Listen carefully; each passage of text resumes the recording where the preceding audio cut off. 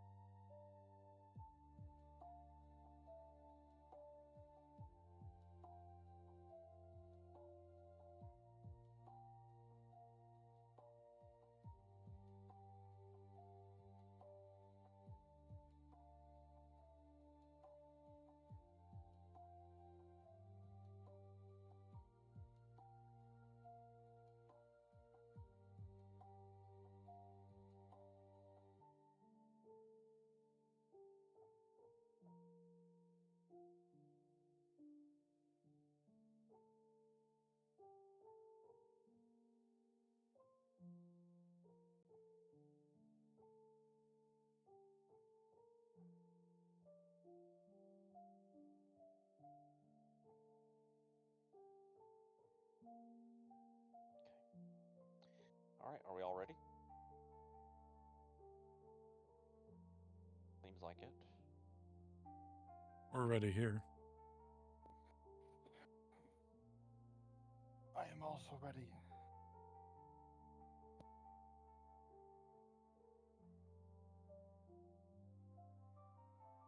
Okay. Let's get started then with our recap.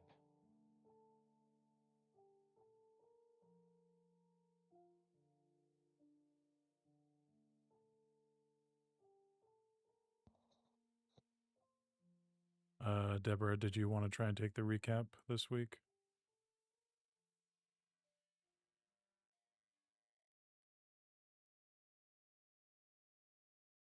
I'm currently having to switch out a messy pee pad, so I cannot right now. Okay. All right. Let's see what we got here. So, the last session we had we head out from the ruins and start making our way back towards the ship, taking a more direct path this time. Takes us almost 3 full days to make it back. During our nights of rest, we noticed little wonders here and there, like the motes of light kind of raining down, but otherwise nothing negative, anyways. At least that we could tell. We make it back to the ship. The crew had managed to build essentially like a wide rope ladder to help us get descend much more quickly and safely. We rest for that third or fourth night on the ship, and then we embark towards the Sink Spire. We make it there. Zaroon does a little scouting mission to see what the best way is to get to the Sink Spire. It is it's way out of range for the rope shot, basically, from the ship. So Zaroon takes us over one by one. As we're being brought over, Sienna hears a voice from the box and says, "You've brought me home." And after a little back and forth from between Sienna and the entity reveals her name as Lyrithis. And she is an archdevil who was sealed away by her own kind, believe it or not, for essentially breaking the rules. And she was imprisoned in what's called the Laughing Box. The group, we kind of go back and forth on whether to keep the box or banish it, and we ultimately decide to keep the box. And Forkuppa casts Arcane Lock on the box itself, and then we place it in the bag of holding, and we make our way into the Sink Spire. We move through the different hallways, and as we're exploring and kind of split up, Sienna finds a will-o'-the-wisp type creature and waves at it, and in response, it shocks her. Aspen comes across these two massive water elementals, and with the helmet that she has, she tries to talk to them to tell them that we mean them no harm, but one of them rears up and basically says, "Leave now or die." And Aspen's like, "Yeah, fuck that." And she attacks first. After a few rounds, water elementals are dispatched. Sienna, during that time, was actually able to befriend the wisp that shocked her. I don't have if she wrote down a name for it or not, or she hasn't picked a name yet. And then, on a personal note, on the essentially the other end of the dungeon, Lan has discovered a room with 3 chests inside, and that's where we ended.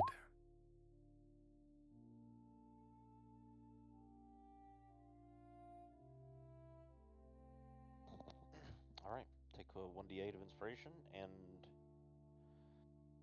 let's get into it. So, while is initiative still up or is it gone for everyone? It's up. For me. Okay. Then we'll just continue with this order, I suppose. The air down here is alive, not with breath, but with power. Leyline energy throbs through the stone like the pulse of something ancient and waiting, and every step echoes longer than it should. Every shadow lingers a second too long. Behind you, the whispers of the leyline wisps fade into silence, and ahead of land, 3 forgotten chests rest untouched in a chamber veined with crystal. Kappa stands just beyond an orb staring back at it, and somewhere, deeper still, the crown of the drowned tyrant calls.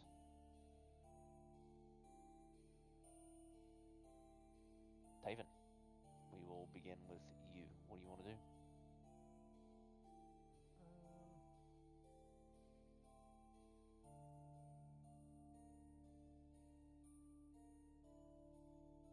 That's a good question. I think what I will do is for right now, want to use my seismic sense just to make sure there's no additional enemies around. Sure.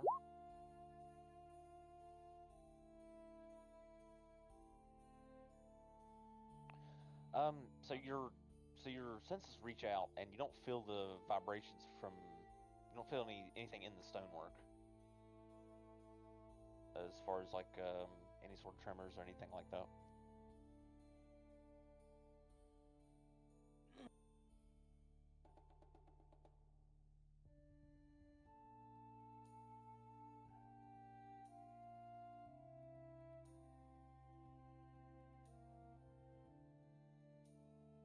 I'm just gonna do a glance around in the room, just to kind of observe, see what all is in the room.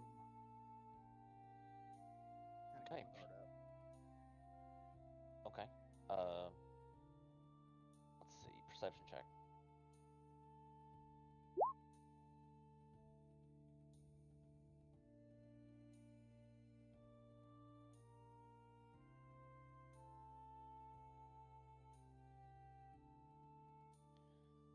All right. So in the room, of course, it's pretty well crafted, and the crystallized stonework you see it's pulsing with leyline energy. It's very strong in the air as well. And you see these two smaller white, like pale white orbs, sort of ascended up a little bit on the floor above there and to the left, and a empty recess where it looks like maybe something was once there, but you're not entirely certain from this distance. It is a little elevated, so you'd have to get a bit closer. But that's what you see. Otherwise, it's a pretty tall room. Spans up around 60 feet. I'm gonna use the rest of my movement then to move there. Are these Arcana? Are they magic?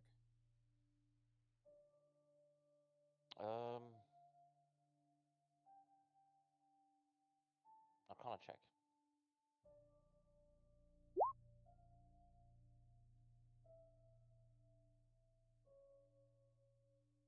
You don't really feel any arcane resonance, at least from this distance. Okay. I'm gonna end my turn then. Okay, for Kappa.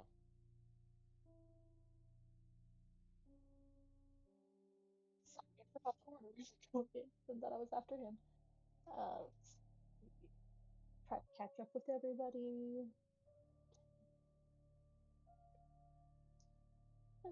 And I'll use my action to dash. Don't know where it go. But stop it. This way. 30, and that's it. That's all I can do. All right, Fazir.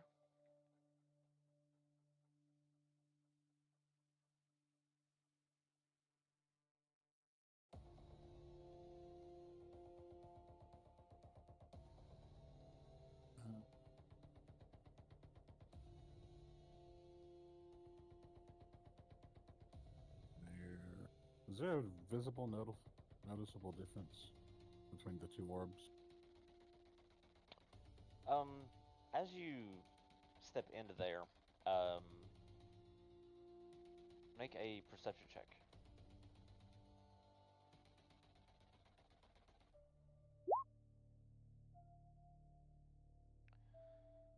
They both seem pretty much the same, as far as you can tell.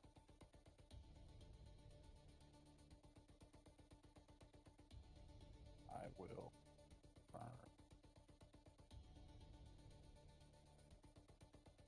Is that smart though?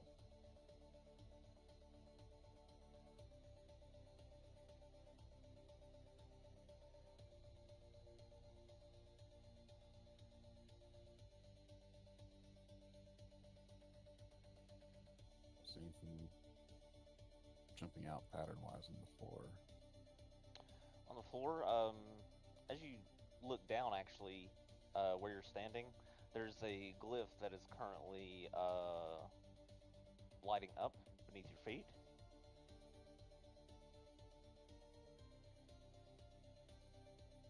Can I reach down and touch it to try to tell what kind of magic it's from? What school it's from? Sure. So you reach down and touch it just as it finishes completing, and it lights up violently. And this pressure of force pushes up against you violently. I need you to make a dexterity saving throw, please.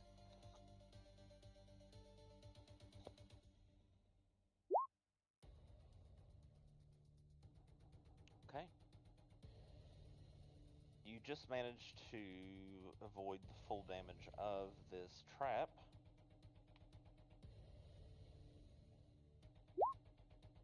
Okay, you take half of 15 points of force damage, and you are not pushed away. And the sigil sort of dampens out. Ready. I'm not gonna move. Watch out for the glyphs in the center, guys.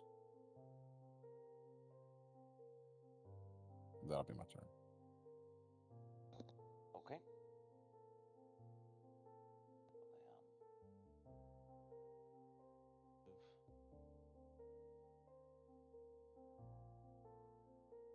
There. Ezekiel, your turn. Okay. 10, 15. I haven't used this in a while. I'm gonna use Divine Sense in this general area to see if anything is bad juju.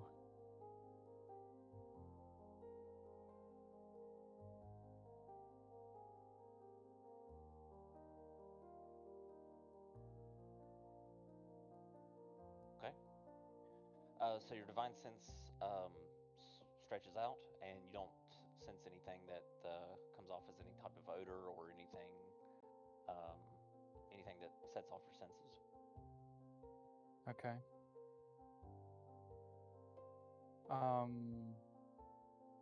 Vizier just set off a rune trap, correct? Yep. Okay, I'm gonna walk over to him. And is the rune like still on the floor and just depowered, or is it like completely gone? It's faded out now. It's not there. Okay. Fuck it. Can I look on the floor and see if I see any more in the general vicinity? Yeah, with at that distance, you see that these other floor tiles seem to have a similar pattern etched into the stonework, similar to the one that he is currently standing on. Do I perchance see or like understand what they say? Or is it just like a symbol that activates like it? Does it not say anything? Doesn't seem like it has any text, but it's just like a shape, like a diamond in the middle of a circle. It's if anything, it looks more like a nautical compass. Okay. But there's no font or any text on it whatsoever in any discernible language.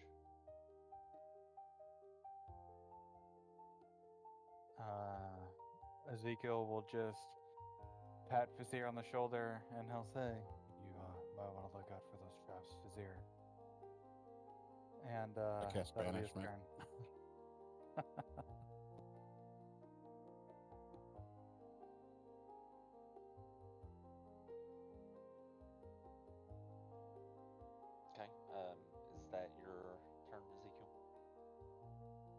Yes, that's my turn. All right. The wisp who's friendly with Sienna will stay orbiting her ahead. This wisp. Stay in place. Land, your turn.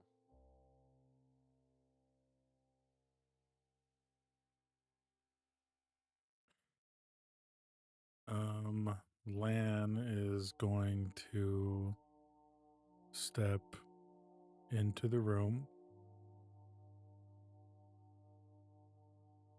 And he wants to start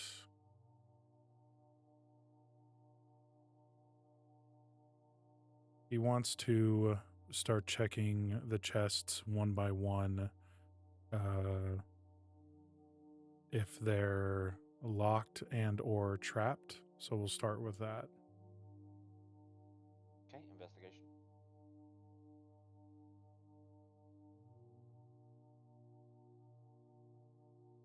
You have checks to find. Oh yeah, I have advantage on this shit. 23. All right. There are 3. Okay, the DC is the same for all 3. So we'll just take that. You can tell that they're all trapped. Or I'm sorry, not trapped, locked. They don't seem to be trapped. Okay. And then would that same check, or if I need to make another one, can I check to see if they are actually chests or if they're alive somehow? Well, just describe to me. Plan on doing that.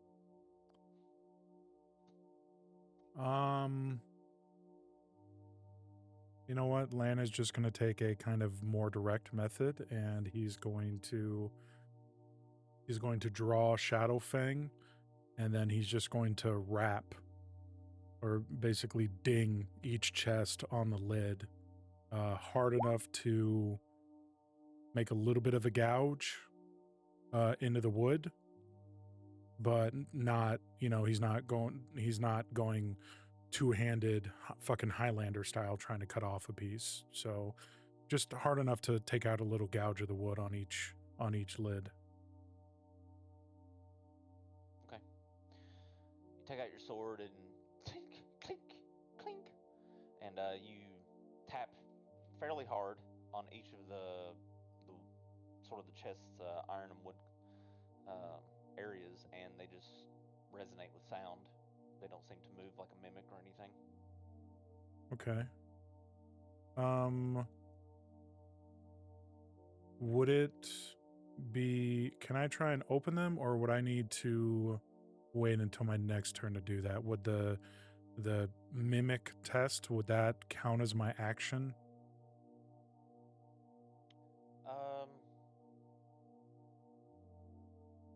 Nah. Okay. Then I would like to try and disable either one lock or all 3, whichever you'll let me do on this turn. Well, since you'll be using an action to use the lockpick, you can only choose one chest at a time for that action. Okay. Just pick a chest. 1, 2, 3.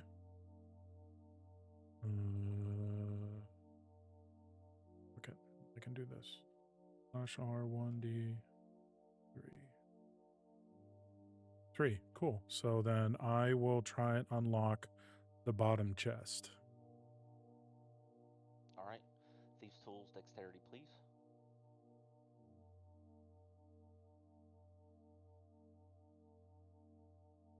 Dexterity. 25.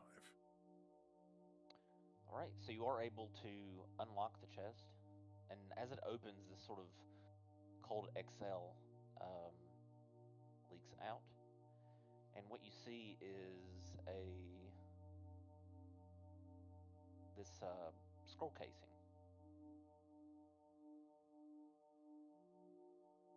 It's like an very ornate scroll case, and it has a sigil of the Tideborn Empire on the outside of the case. Okay. So I will reach in and gently lift up the scroll case and kind of slowly start pulling it towards my chest, kind of waiting to see if anything happens. And if nothing happens, I will just gently put it in my pack and then move to the next chest for my next turn, and that'll be my turn. Okay, as you lift it up out of the chest, you notice that once the scroll case is actually in your possession, the chest slowly fades out and disappears. Oh, interesting. Like it sort of, yeah, just sort of, just poof, it's gone. Okay. All right, cool. Yeah, that's my turn. Okay, Aspen. Aspen still has her rage going, right? Because I haven't like stopped, and it hasn't been like a full turn without it, right? It's true, yeah. I'm gonna do something stupid. Can I tell Vizier and Ezekiel that if they can they like back up like 10 feet?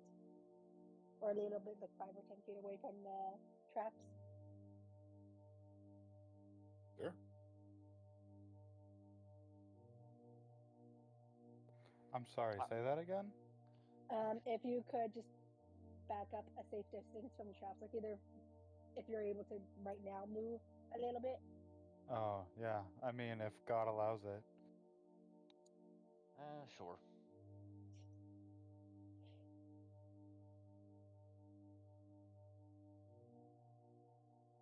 And then I'm going to try and run through and set off all the traps so they can just be done while I'm raging. Alright. So I'm going to start with this one. I'm going that one. Okay, as you step there, you notice there's no glyph or sigil that lights up at your feet like it did on the trap to the floor to the right. Alright. Then I'm gonna go to that one. All right, and as you sort of sprint forward, when you step on this one, you do notice that it begins to light up, and there's a sigil at your feet that draws, and eventually it will erupt into a forceful thrust upwards to try and push you off. Make a dexterity saving throw. Danger sense. Advantage, dexterity saving throw. Okay, you 16. just make. All right, take half of 13 and then half again if you're Would resistant Featherfall to. help? She's not getting pushed up into the sky. Oh, okay. Um, Oh, yeah, okay. half of that, and then if your rage halves force damage, then half of that again. Let me see. I don't. No, I currently do not have any halving of force damage. Okay, but you made the save. No. I'm gonna go on this one. The one to the right. Yeah. Okay, you step on it and nothing lights up at your feet.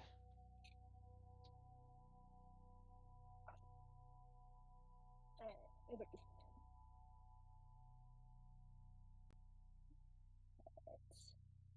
It's like, I thought there were more. I'll move a little bit more away, and then that'll be the end of my turn.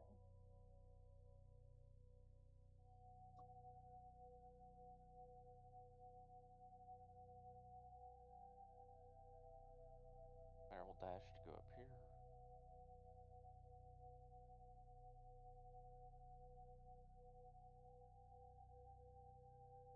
Soot will move there. Sienna, your turn.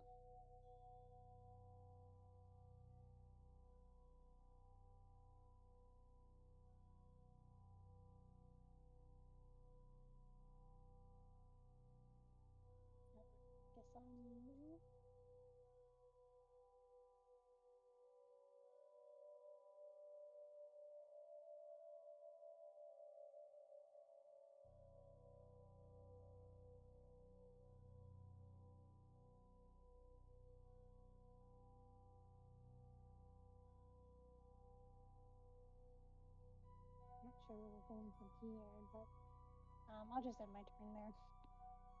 Okay, Taven, your turn.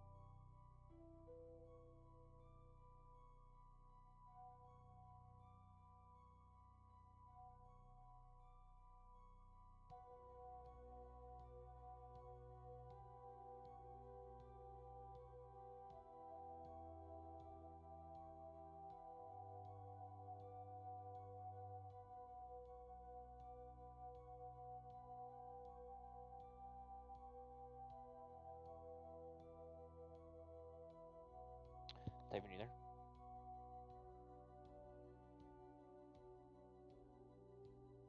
I'm just talking away and on mute. All right, I am to move there and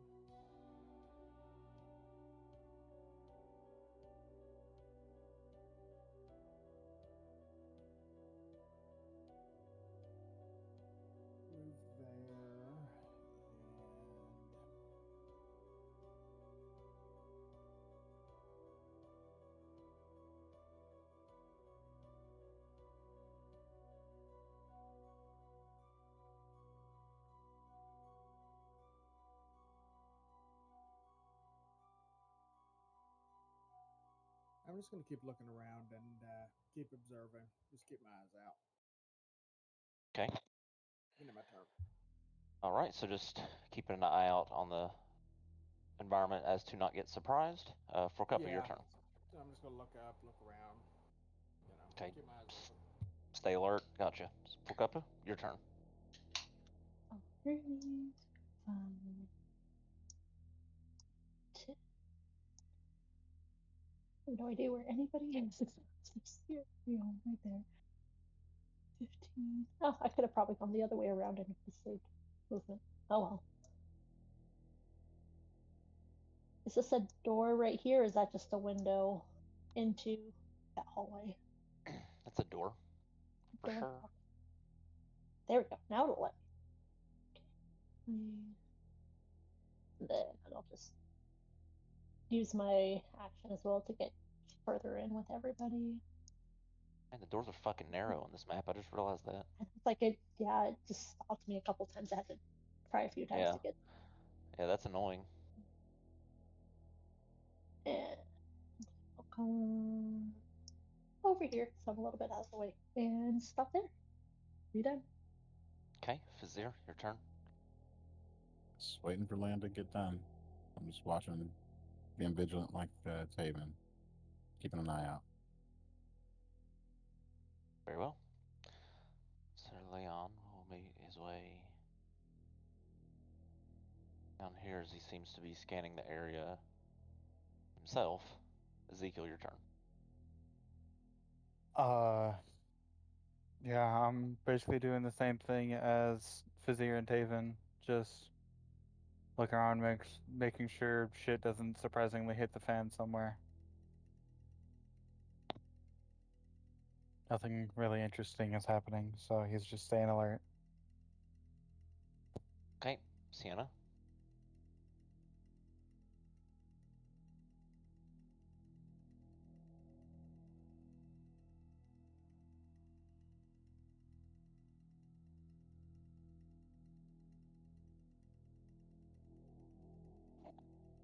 Hmm.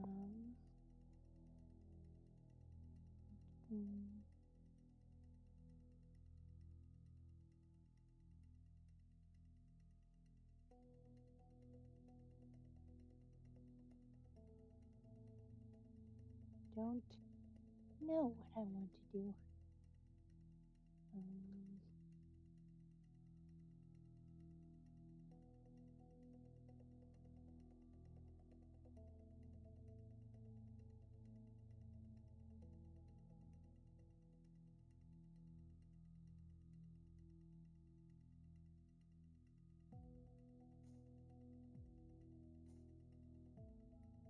Is Land even in here? I don't even see him. No, he's somewhere else off to the west in a small room.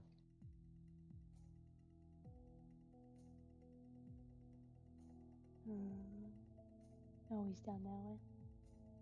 Well, seems like there's nothing to do in here, so I guess I'll just go dash over here. 25, 30. There we go. And I guess that'll be my turn. All right, Lan.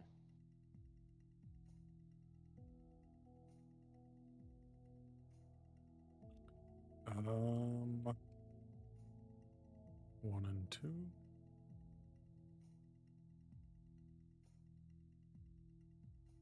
Lan will now try to unlock this one. Okay, thieves' tools, dexterity.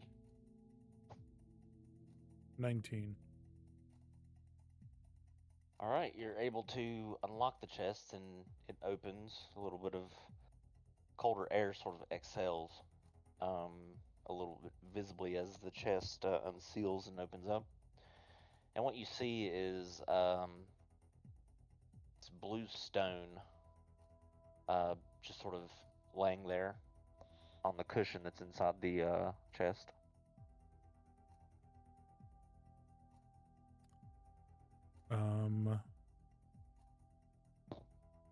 Lan is gonna take out like just a plain handkerchief that he has, and he's gonna put it in his hand, and then with the handkerchief first, he's gonna gently grab the gem and make sure it's completely wrapped up in the handkerchief and pull it out of the chest.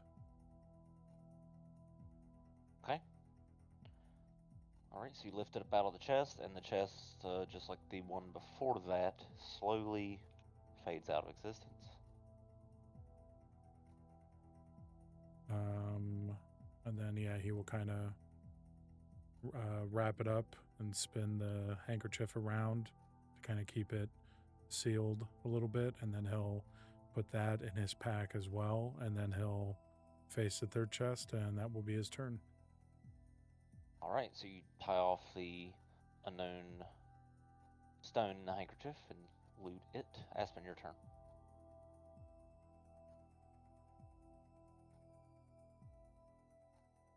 Okay.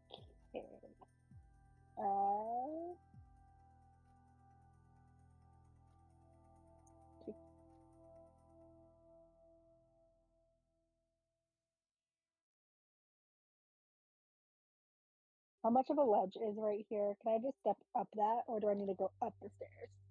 It's 5 feet up, so you could probably hop up there.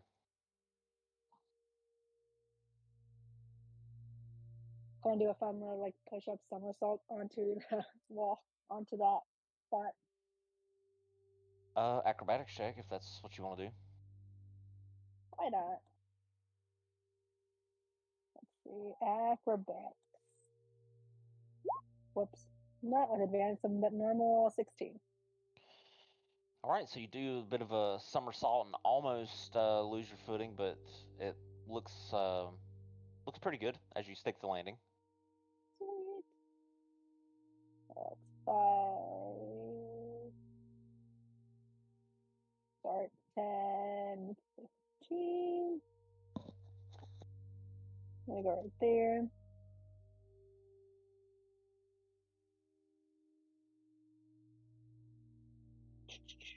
And since no damage, or I'm not inflicting any damage, I think I lose my rage this round.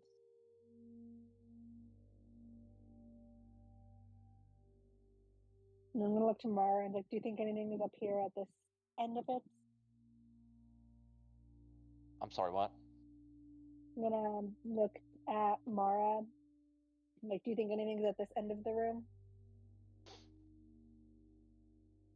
She looks around. Looks around the room. She glances around. I have no idea. She looks up to the north and area. She looks like, she says, this elevated area seems like it was some sort of throne room, or it would make a decent throne room, but there's a lot less here than I expected. Of course, I didn't know what to expect before we entered.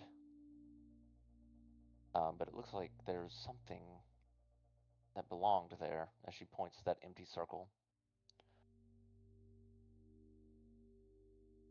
I'm gonna go up and investigate it. I'm gonna go up. My computer will work. There we go. Sorry, I'm on an old laptop doing Roll20, so it's not as smooth, but it's working. So I'm gonna kind of just look around this area and see what I see. Since you actually pointed out it's kind of an empty spot where something should be. Yeah, perception check as you look around. Okay, perception.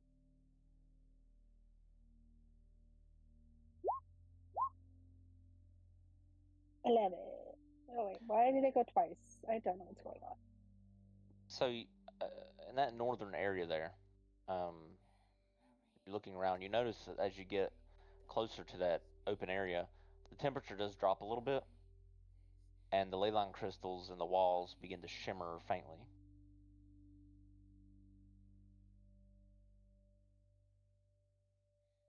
Well, that's suspicious. I don't know what I'm supposed to do with that, but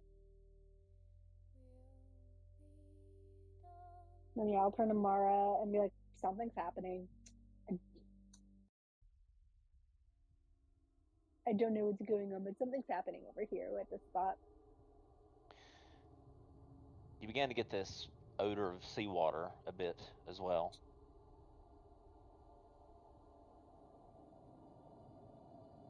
And Mara looks up and notices that she sees the faint resonance beginning to glow in that area, and she nods and keeps a hand on one of her revolvers. Mara, it smells like your ship over here. And that'll be the end of my turn.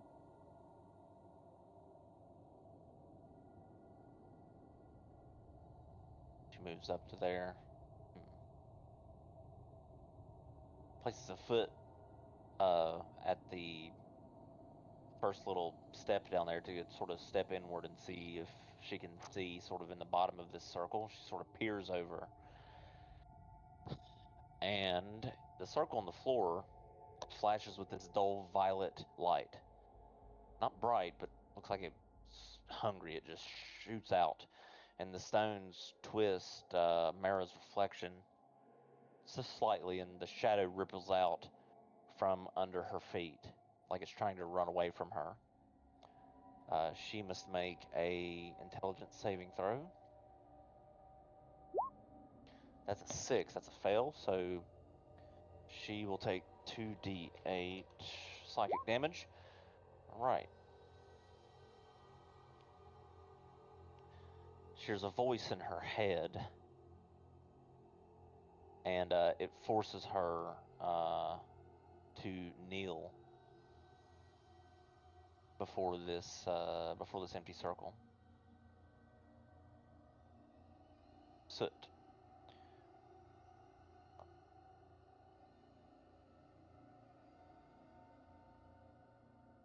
Move to there and keep alert in the area in case any surprises occur. Sienna, your turn.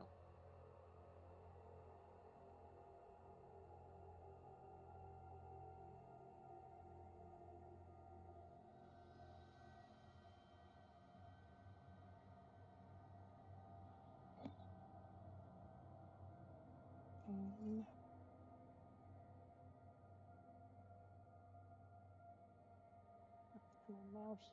There we go.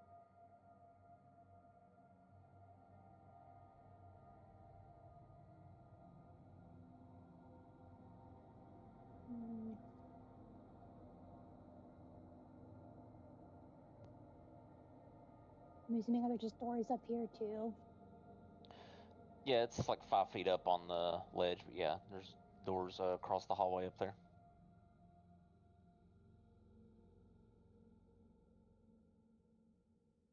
guess I'll just use my flight to fly up, I guess. And can I test the door to see if it'll just open? I'm not gonna test for locks or traps or nothing. Yeah, the door seems to open. Seems to be able. You can open it. It doesn't appear to be locked or anything.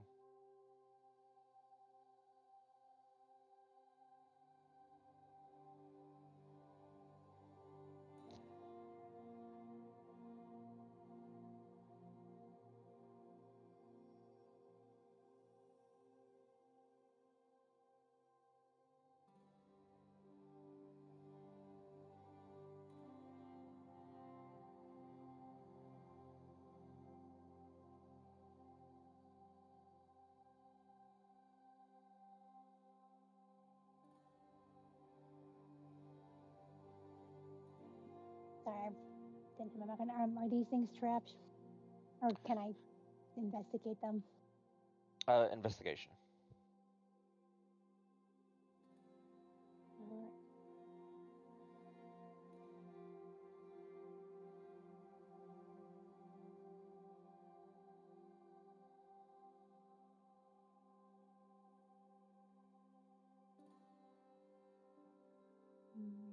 There it is. You're not Oh, able to tell. okay. Well, I'm gonna end my turn there.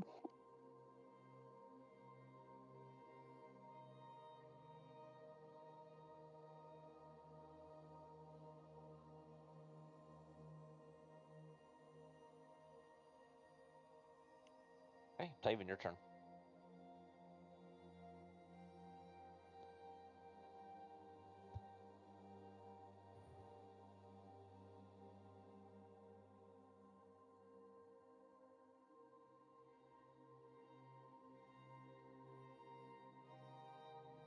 I think I'm just going to continue what I'm doing and just stand and continue to observe.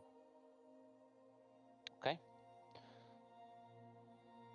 All right, Forcupa, your turn. I'm going to try to head up where Aspen and Mara.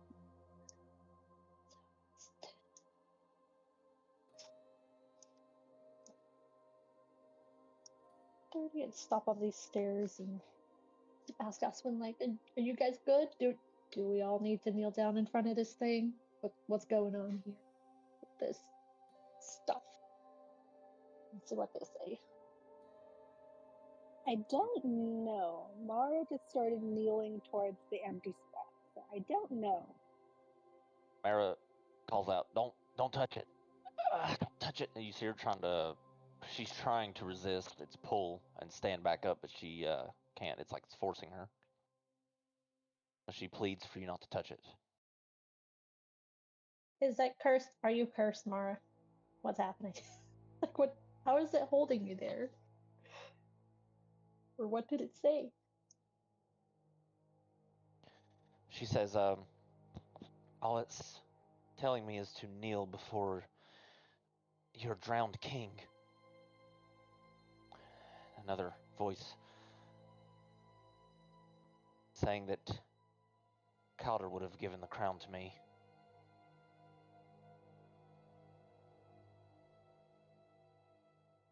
Oh, well, that's creepy, Mara. How about we back away from the little thing? Do you need help? I can try to help move you if you can't move yourself. She grits her teeth. She says, I'm trying."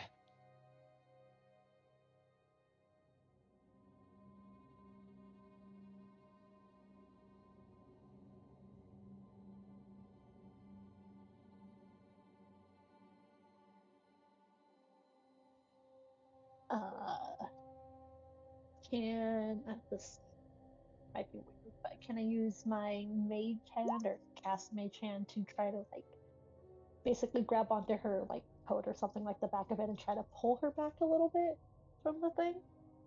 Is that something you could try to do? You can try, but the mage hand. Like, is it able to do that? I mean, you can. I mean, the hand can go over and grab onto her coat, and you see it tugging on like her coattails, or like her collar or whatever it grabs, Yeah. as long as it's 10 pounds. Mara is unfortunately much heavier than 10 pounds, so she doesn't move with the coat or anything. It feels like something is like, it's like gravity is fighting against her, like it's been multiplied several times in her spot. Right. Something. She feels. I was like, yeah, I didn't think it was gonna work. I just thought I would try because maybe it might have. I'm sorry, Marla. We'll try to figure this out, and that'll be my turn. Right, Fazir.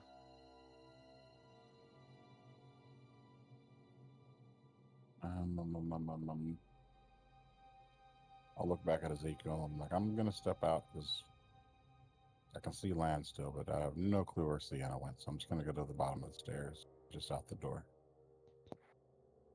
Okay. We'll give him a thumbs up. Let me out. Let me out. There we go.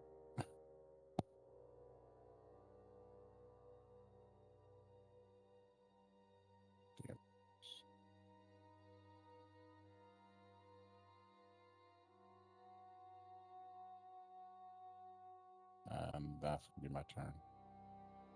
Very well. Sir Leon.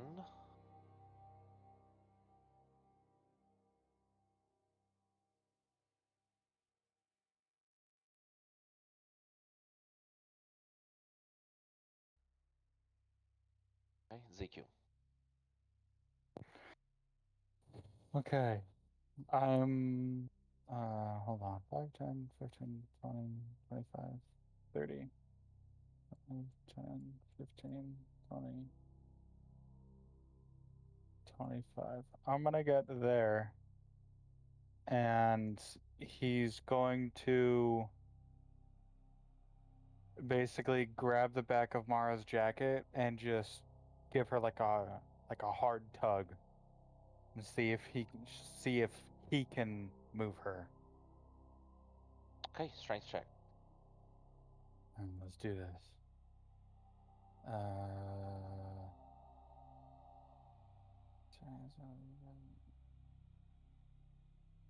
Okay, I get a bonus to this as well. Cool. Strength. Fuck. All right.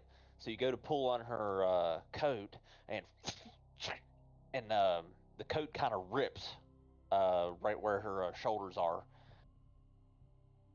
and you manage to sort of tear her coat a bit, but she is firmly locked in that kneeling position, as if she's kneeling before someone in that general direction. Yeah, he's going to pull his hand back like, ooh, whoops, sorry.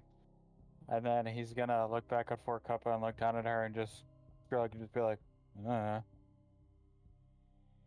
And then he'll look at her and be like, what do you think? Kappa's gonna shake her head and she's like, I think you owe Mara a new coat. Yeah, probably. But in seriousness, I'm still working on it. I'm thinking. Give me a minute. Okay. And then Ezekiel's gonna lean over to Mara and kind of dust the area off that was ripped and just be like, sorry about that. And that's gonna be his turn. You hear her like under her breath, you motherfucker, as she's gritting her teeth. The wisp with Sienna says nothing. Lan, your turn.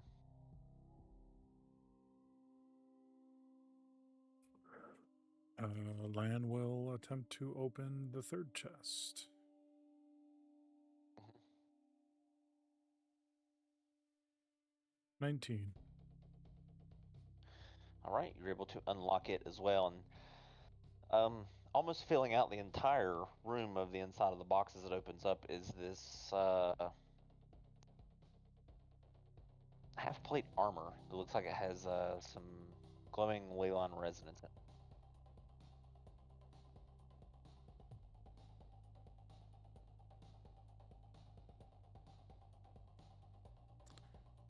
Okay, Lan is gonna look at that. He's gonna be like, that looks really nice. I definitely can't wear it, so that kind of sucks. Lan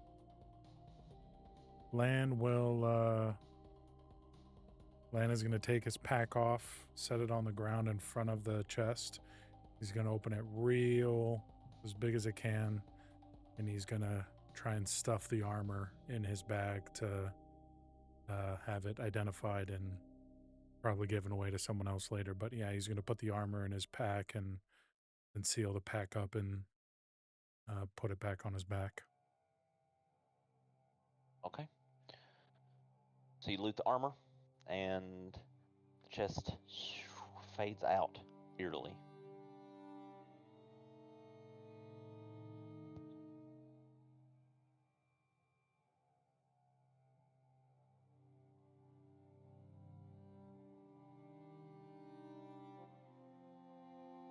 And then for the rest of my turn, I'm gonna start making my way back to everyone else. 20, 30, 40. And actually, he's going to see Cerelion. He's going to go up to him and say, excuse me, sir, I have some stuff you might want to take a look at. And then that'll be the end of his turn. Okay, Aspen.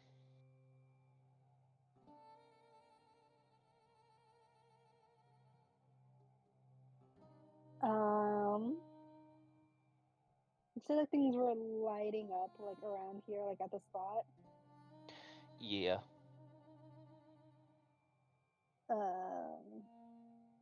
Aspen's gonna take her big ass shovel and try and just break the lights and see if that does anything to help Mara. All right. Roll an attack roll on, I guess, the wall. Yeah, like wherever it is, like the lights are kind of like popping up and. Oh, then the circle itself. Then, yep. Go ahead. Yeah. All right. Let me make sure everything is normal. All right. Big ass shovel. 13. All right, you swing downwards and reverberation off of the clash against the stonework, and then the lights flash brightly. I need you to make an intelligence saving throw. Okay. Intelligence saving throw. Not Very 20. well. All right, so you resist completely and will only take I think it's half damage. Half, so 5 points of psychic damage. Okay. And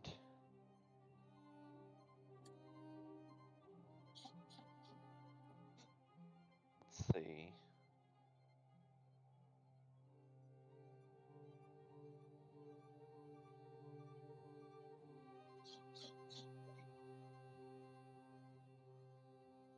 Okay. Now, you don't feel the urge, of course, to kneel in that direction or hear the voices that Mara claims that she did. Though you're able to resist its influence, and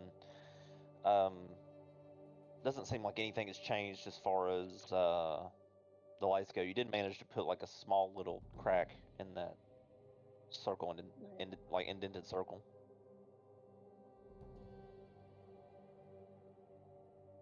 Let's see.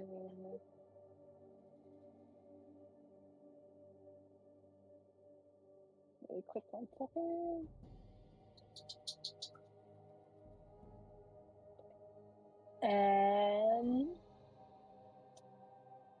It's gonna be done. Can I try and doing it again recklessly so I get advantage? Yeah. Trying to help Mara get out of this. Advantage, big ass 7 roll. 18. Okay, that hits. And let's see. Okay. It vibrates again, and I was expecting twice. Sorry. And then it's fine. And the lights flash, Make an intelligence saving throw again. Okay. Normal. Intelligence. 2! Alright, so this time you take 4 points of psychic damage and you begin to start kneeling right next to Mara in that direction, pointing in the like a mirror direction next to her. Kneel before your drowned king. It's gonna look to Mara and be like, well, I tried, so. And that'll be the end of my turn. Okay, and as you kneel down next to her, you look over as you say this to Mara, and you see like her eyes begin to sort of, they're sort of leaking out these flames of like purple energy, and Yeah. she begins to speak in a totally different voice. It's sort of layered on top of her normal voice, and it's deeply resonant. And in the circle that was empty in that area, you see this humanoid visage begin to take shape, and then you hear a voice through Mara say, "Yes, here it began. Before he drowned the spire, before they crowned the wrong tyrant." And you look over, you see Mara like smiling as if someone else has taken maybe possession of her. Soot is sort of alerted to what's going on and makes her way up. Guys, what's going on? Sienna, your turn.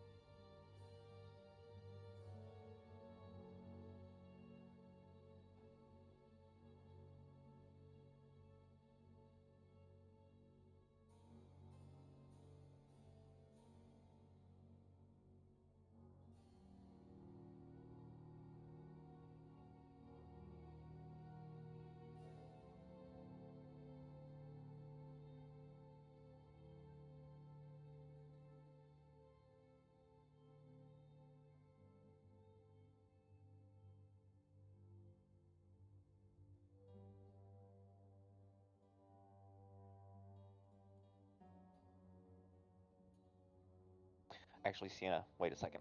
I'm gonna go to the restroom. I'll be back. I have to pee.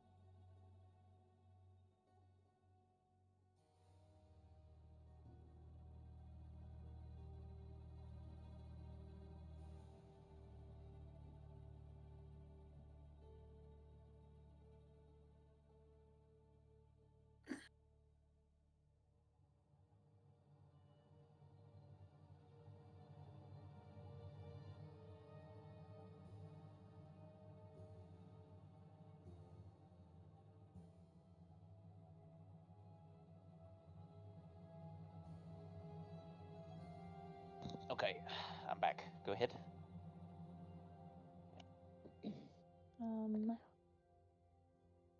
Excuse me. Well, I think, is this a door right here too? Why are there so many doors?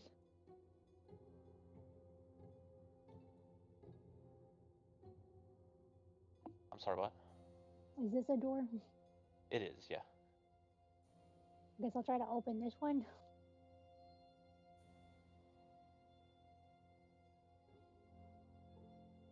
All right.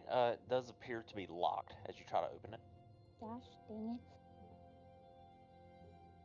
Guess we'll try it again.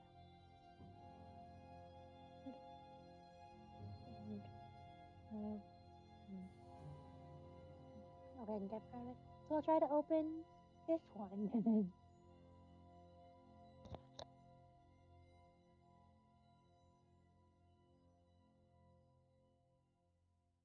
I'm just being a rogue.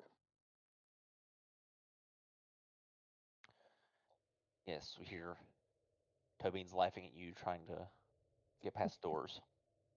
Oh, this one's open. Oh my heck. Or actually, no, I don't have my movement like yet. Cool. I'm gonna end my turn there.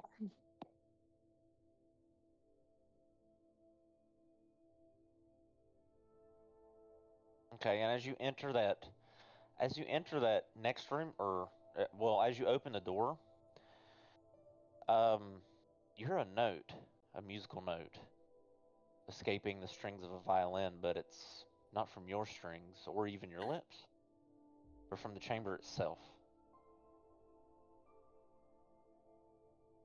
And it's definitely one of your notes, but distorted and harmonized into something older, as the room has glyphs in the center that are beginning to light up. Taven, your turn. Oh. Well, I mean, you can say something if you want, Sienna, or use the rest of your movement to go in if you want. No, I'm just now curious. But no, I don't have anything else to say or anything. Okay, Taven.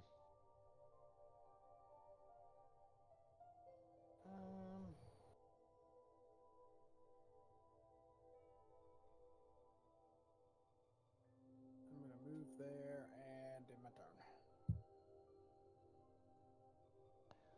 All right, for Cuppa.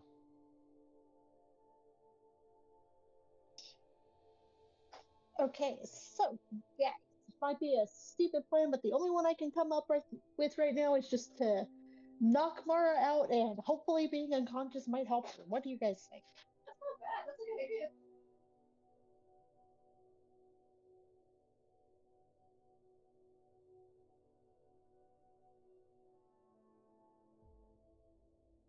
She has 130 HP, so it's going to take a while.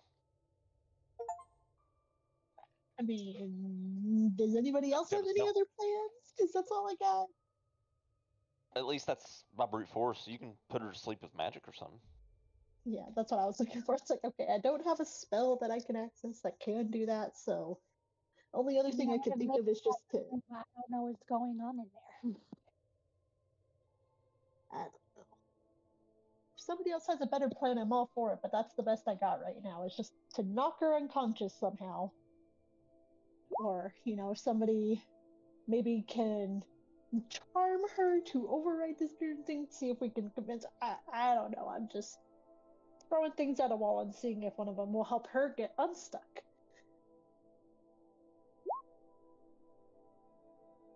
But yeah, let me know what you guys think, because I got nothing. And she'll just wait right there to see if anybody else has a response or any other ideas. Otherwise, that's it.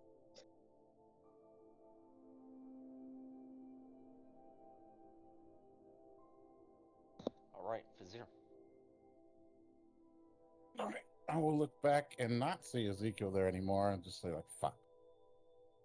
I'll just yell out, there might be an issue in the whatever, this big room that we fought the elementals in, and turn around and, oh, that was relatively smooth going through. Go here.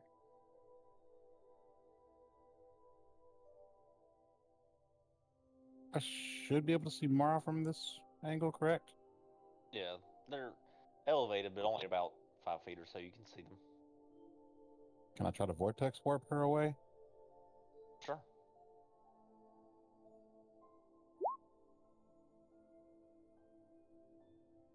To here, if possible.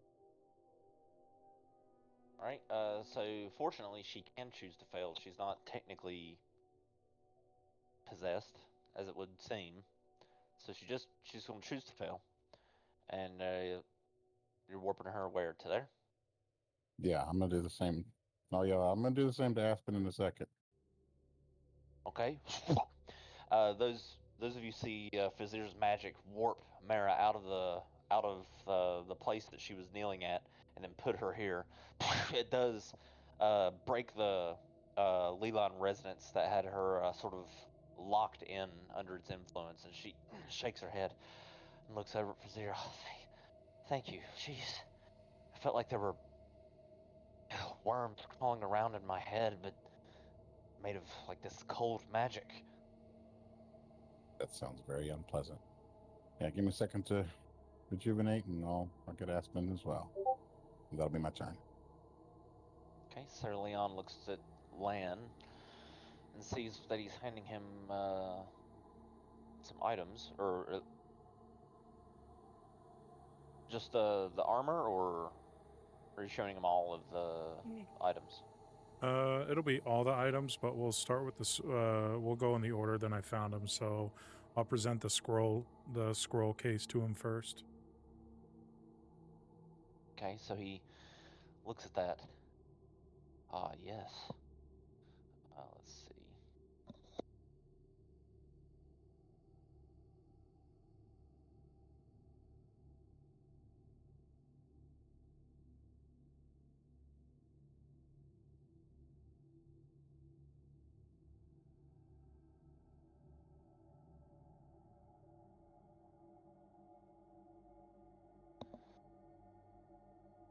He says, I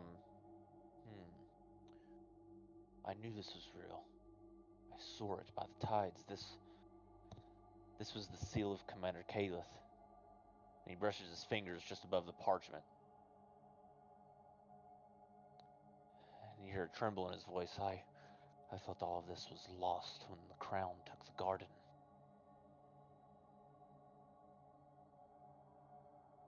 There, beneath the foundation of stones, that's the well of the silent choir, where they sang the crown into resonance. It says we failed, we couldn't sever it. The crown still sings and he still listens. Forgive me, Sir Leon.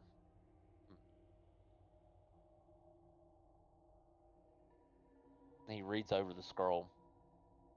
This could work. Given the instructions, temporarily, if we're lucky, it might just give us the time we need to either destroy it or seal it again. If we'd only had something like this before. Lan's gonna look at him and be like, "Are you talking about the crown, or what are you talking about?" Yes, the crown. Its pull is sunken deep beneath this beneath the spire. So it seems like Commander Calith used something, the magic that's in this scroll, to seal it away. Maybe we can use this scroll to release it and destroy it.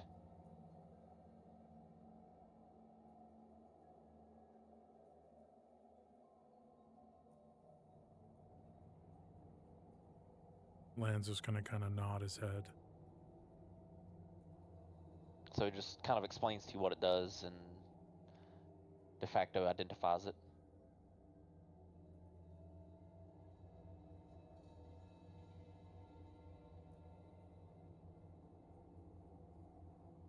Gotcha.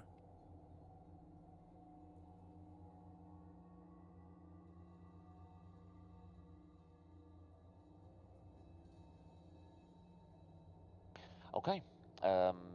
So he looks at that and go over here. And he'll open this door and go in. Of course, I put his token in. And let's see. He points this way. There's a hallway that spirals around into a staircase that descends. So it looks like this pathway goes lower. He will call back, and then he'll suggest that he waits until the entire party is there. Ezekiel, your turn.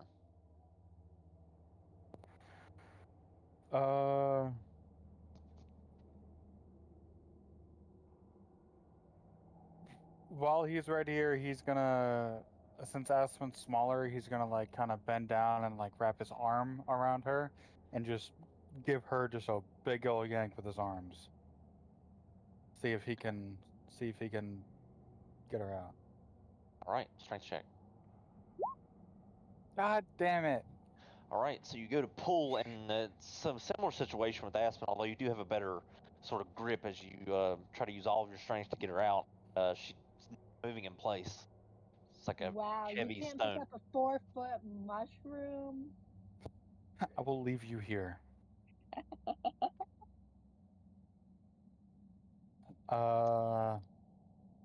He's he's just gonna get pissed off and just 5, 10, 15, 20, 30. He's gonna get to there and just be huffy puffy. That's gonna be it.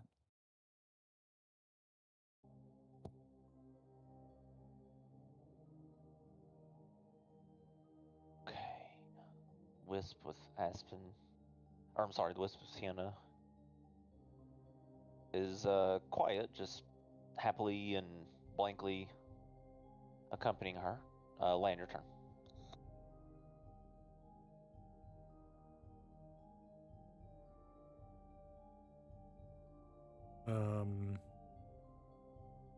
Land's gonna be like, "Oh, wait, I still got a couple things to show you, but hold on." Actually, fuck it. He's gonna choose to show the items to Sarah Leon first. He's gonna take out both. So he's gonna reach in and grab the handkerchief and pull that out, and unfold the handkerchief to show the blue jewel.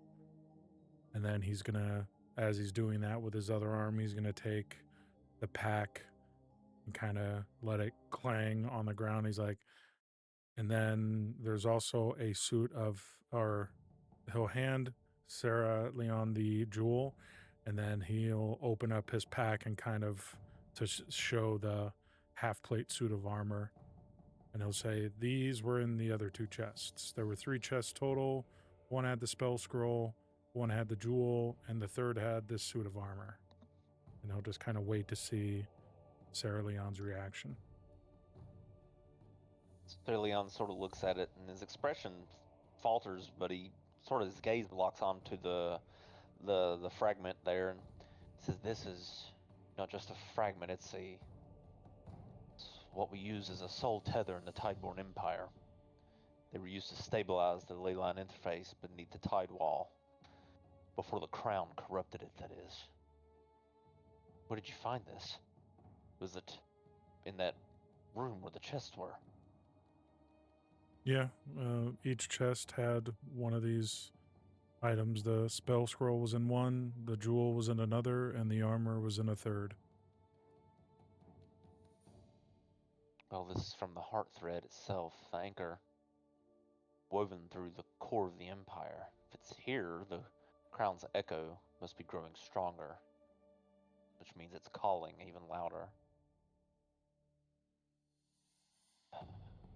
That armor belonged to Captain Thalen, one of the last to fall in the Undying Garden. And he sort of kneels before it, but not reverently, just out of sheer exhaustion. He stood against the tyrant after the ley line turned, and he said he'd rather shatter with honor than drown in stolen power. Whoever wears this, I hope they understand that it remembers. You found more than relics. You've uncovered our last chances, these pieces. They were meant to be buried with us, but maybe they were waiting for you in your group.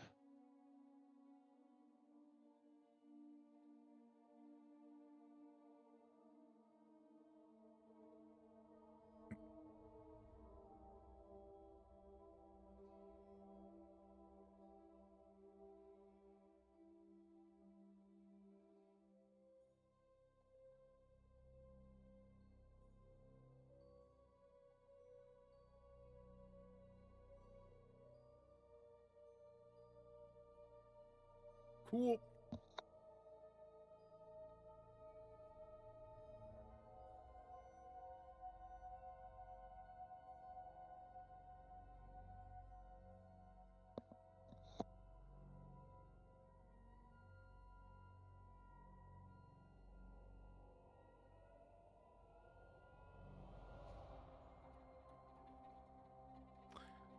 Lan is just gonna nod his head.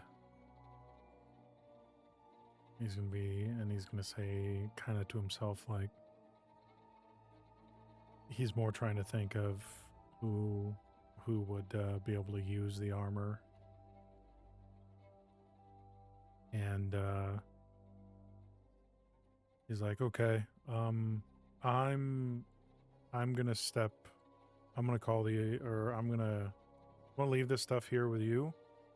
I'm gonna go get the others and tell them to come this way. So I'll be back.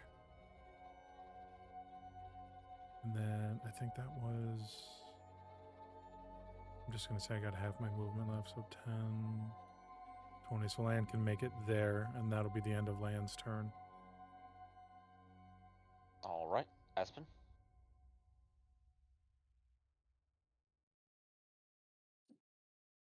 Well, I'm stuck. Make an intelligence saving throw as you attempt to break out. Okay. Normal intelligence. 12. All right, you're still stuck in place, and you begin to see sort of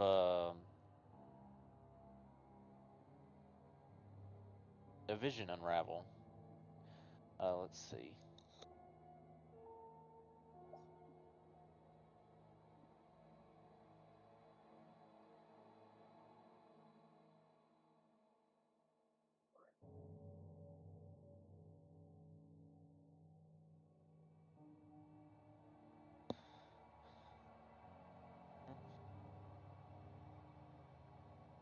Okay, Aspen, and then as you look at the empty sort of circle in the middle there, and as you kneel before it, it's almost like a scrying effect, only inverted.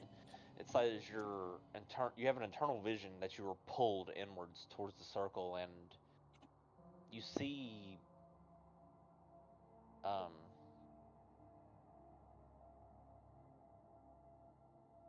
let's see. You see yourself underwater, but you're not drowning, and the entire sea is pitch black and silent. A throne of coral rises, coral and gold, rises before you, long abandoned, and a shadow sits on it. And it looks like a thing made of rot and song. No face, just a glinting, drowned crown floating above the figure's shoulders. He says, "Kneel." The voice seeps into your very bones and forces you to kneel. You carry the spark. The Empire remembers. Will you wear it, Aspen? Will you rise or drown? Make a wisdom saving throw, Aspen. I know. Wisdom saving throw. 8. Can I use my inspiration to add to her roll?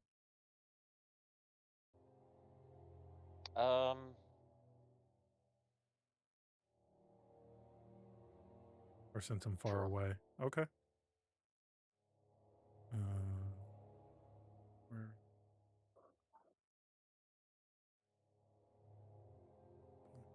D8.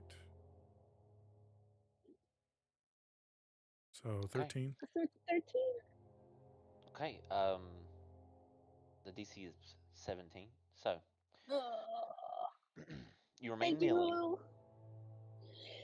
So you remain kneeling, and you are stunned until the end of your next turn.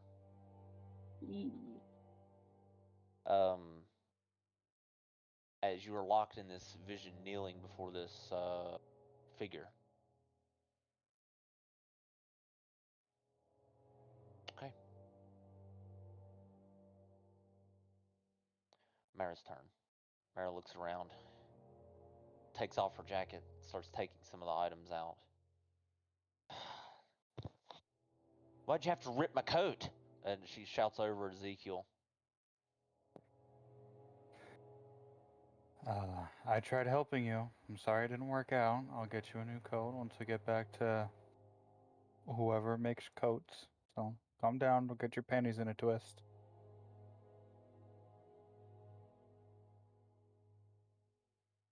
Horcrux's She gonna call to Ezekiel. Word to the wise, don't ever say that to a woman because she will stab you. Just advice right now. If you ever, want to live to see tomorrow. you see her giving him the evil eye.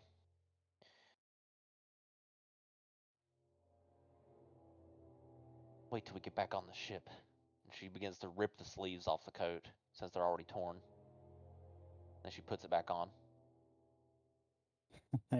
He will give her a thumbs up and be like, okay.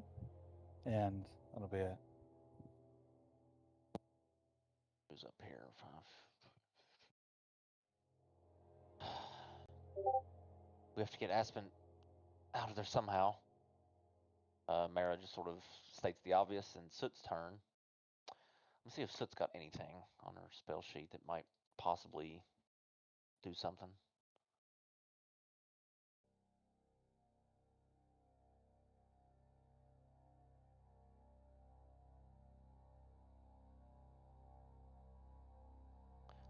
No, not really. It's all sort of attack stuff. Sienna, your turn.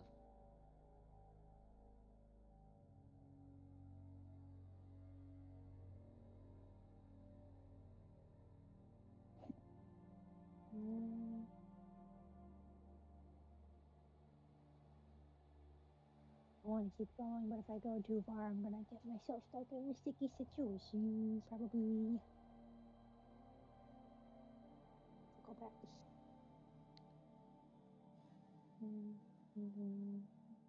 30.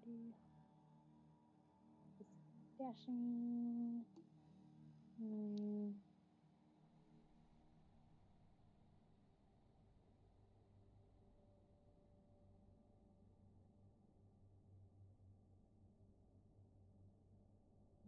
15, 20, 25, 30. Is there a door right here? In front of me? Yeah.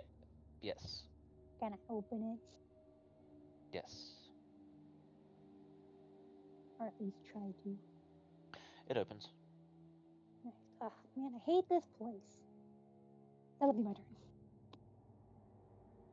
Yeah, it's not exactly a place where bandits stored all the shit they found or anything. That's the unfortunate thing about it. Well, I'm not David. even like worried about loot. I'm just like, oh my gosh, there's just so many doors and it all looks the same. Yeah, if only, like I said, if it was only like a natural thing, it'd be a little different. Taven, your turn.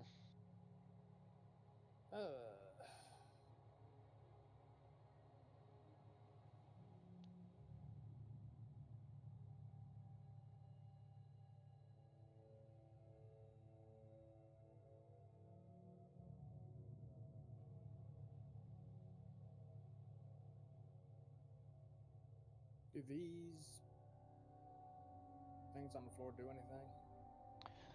They did before Aspen set off the traps, and then the glyphs dimmed out, and they're no longer there. Okay. Just making sure.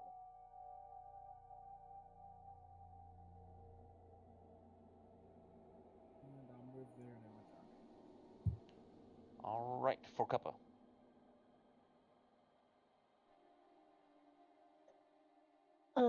Well, because Fizzier said he was gonna try to do the vortex warp to move Aspen too, so she's like, okay, we're gonna just back away slowly from this creepy little alcove thing. And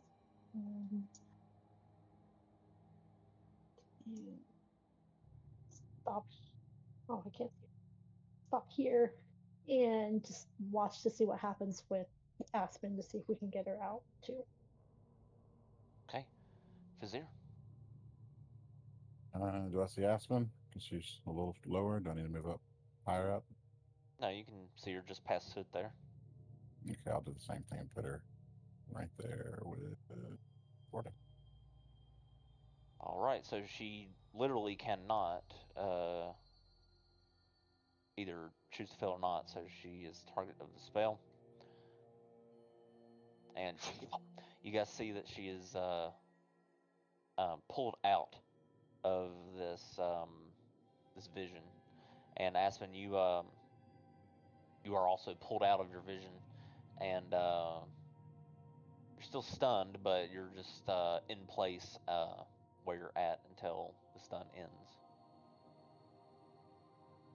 But you're no longer stuck in that vision scape, and you are back in the room, at least away from the indented circle area, and you're next to Fort Cuppa. Okay. That'll be my turn. Okay, Sir Leon. We'll step back out here and I might as well come with you. And he says to Lan,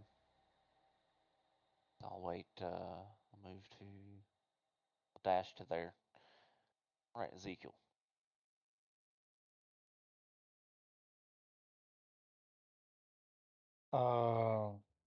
Are they over here in this area? Sienna is, sort of. Yeah, you can see Sienna there. And Sir Leon's a bit down the hallway. Okay. This door is closed for me, so I can't see anything past the door.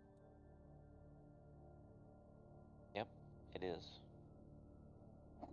Isn't that how closed doors work? Oh, it's not. I thought someone opened it and then went through, and then it was okay. So I'm gonna try opening the door then. Okay, the door does open without any issues. Okay. 5, 10, 15, 20. Charlie. He's gonna look at Sienna and be like, what's going on in here? Not much. There's lots more doors and lots more rooms. So yeah. Cool. I'm gonna hang out with you guys for a little bit. And he's gonna get to there. That's gonna be his turn. Lan, your turn. Lan is going to 10, 20, 30, and he's going to look up at Ezekiel and be like, hey, where is everyone? I think we, or Cerulean found the way to move forward. Where's everyone else? He's going to point behind him from the way he just came through that doorway over there. Okay. Well, keep heading towards Cerulean because that's the way we need to go forward.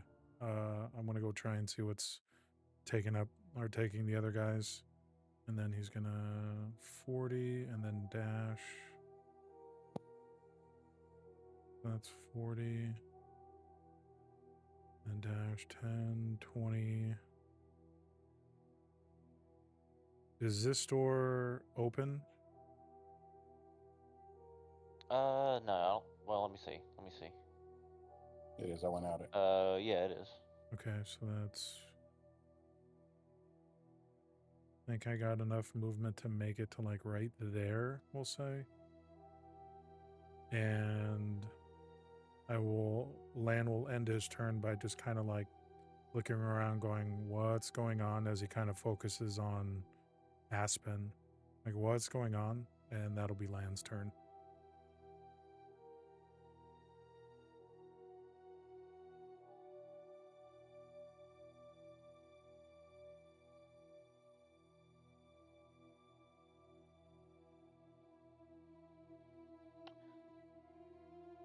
Okay, Aspen. You come out of your stun on this turn. Is it still till the end of my turn, or is it at the beginning? I'll let you move. Before it was till the end. Okay. I'll let you use some movement.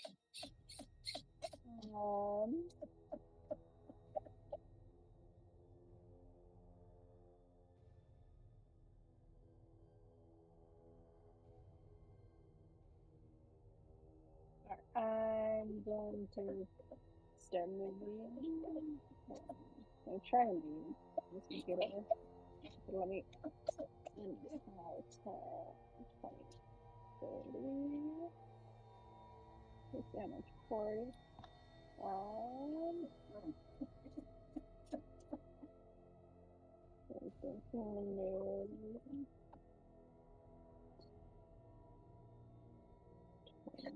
30, 40 right there. Back up to the door.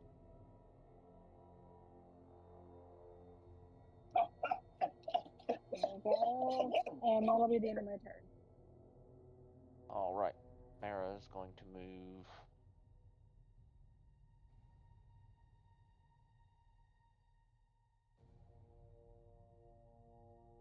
Let's see. 10, 15. Dash. There. All right. Soot will also move out of the room, or try to at least on her turn. She'll dash to there. Sienna, your turn.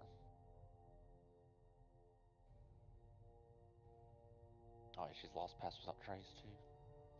Get rid of that. Let's see. Well, I guess if we're following what's the name, Cerulean, just going in that direction. Guess I will stop opening random doors and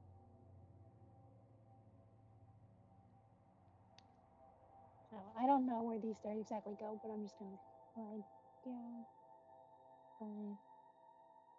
We're going this direction. Okay. Supposedly. I think that's where we're going, right? Is like this general direction where we're ideally going. Yeah, you can see Sir Leon. He points in that direction. Okay. 30, and I will go ahead and dash. 19, 20. Wait. Yes. 25 and 30. And that'll be my turn. Right, Taven.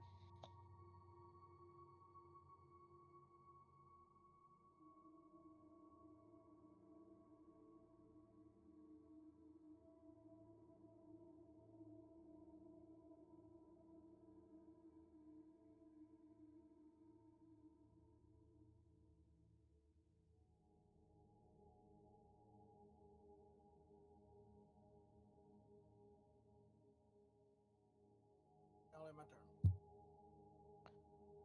All right, for cover.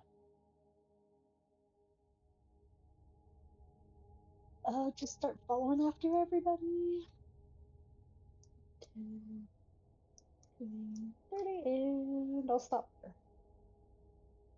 Okay, Fazir.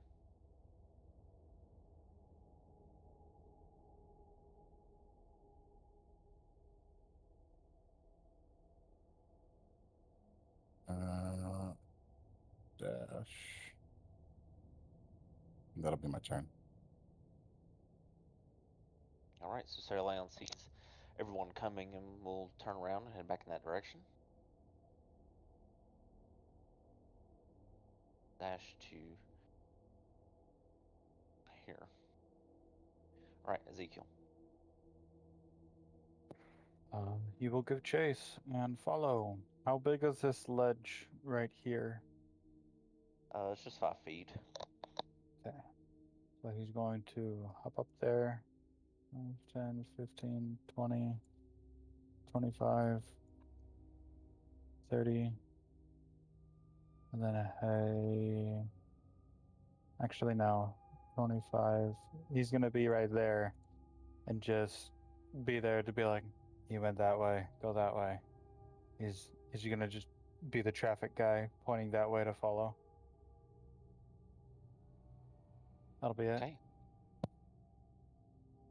Okay, Land, your turn.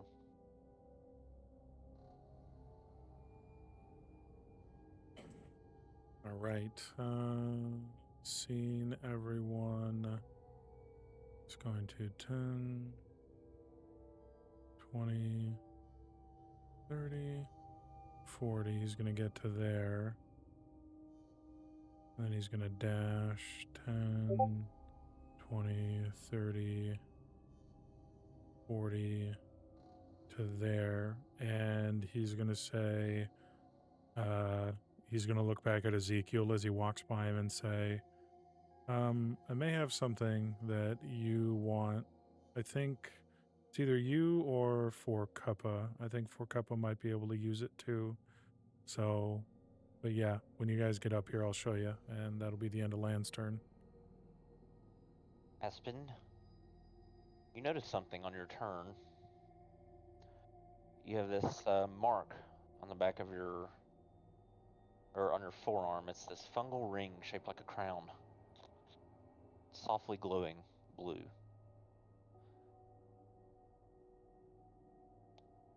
That's weird.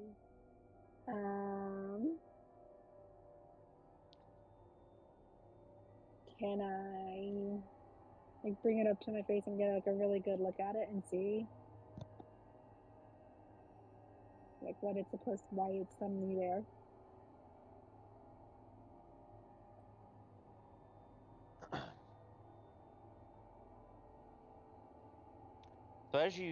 So you bring it closer to your face, and you notice the mark pulses faintly on your forearm, and time begins to slow down around you.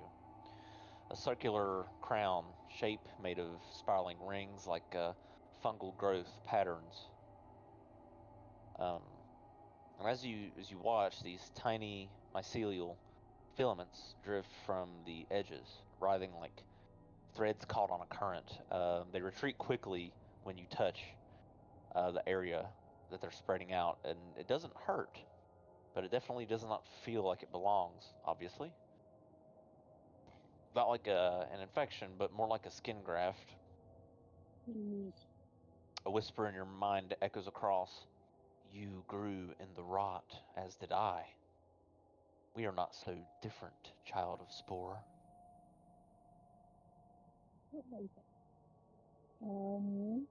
And you gain some effects.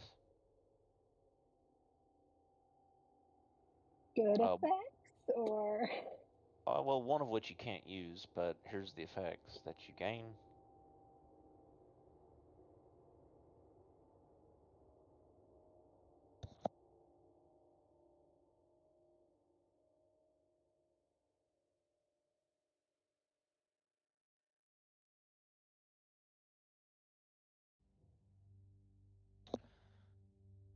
Let's see, spore field.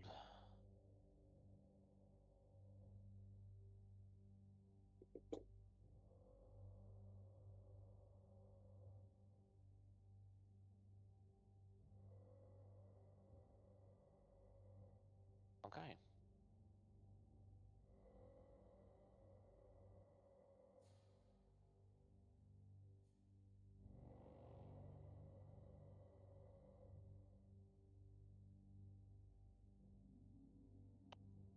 Here they are. I'll put them in the chat for you. Make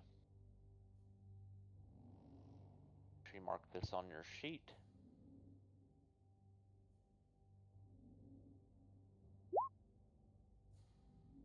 As you gain spore field rage.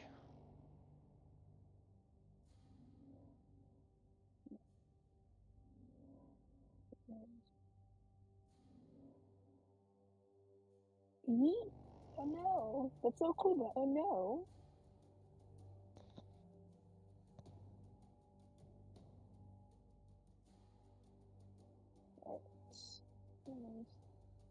I'll add that in.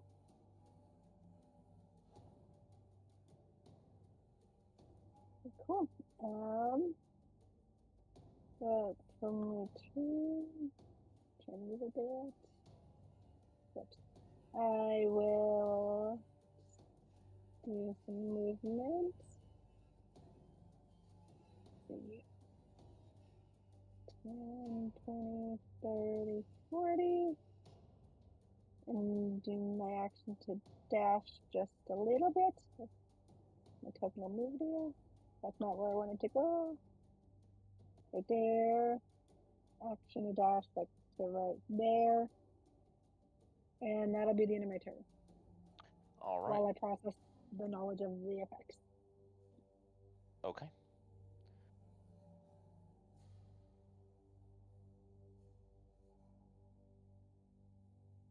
Mara will make it to there after dashing. Soot will also move.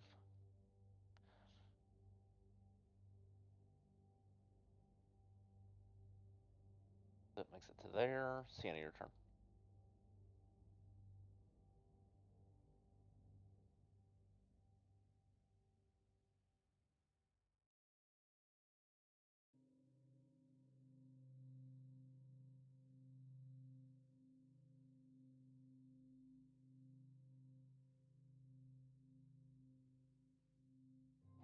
I'm fighting this door right now. There we go.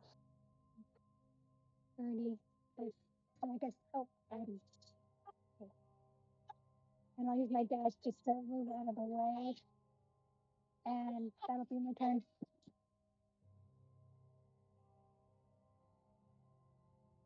Okay, Taven.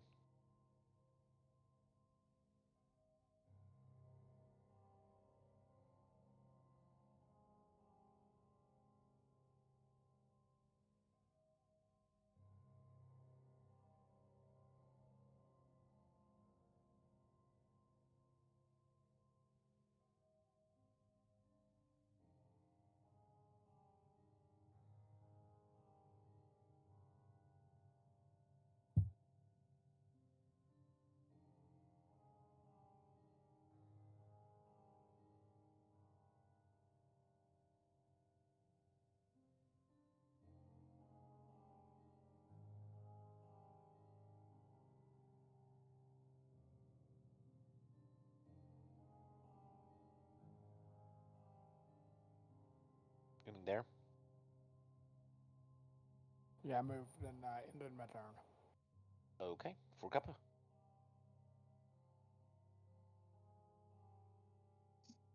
Still running with my short legs to keep up. 30, yeah. I'll use my action to dash. 10, 20. 25, and I'll stop there.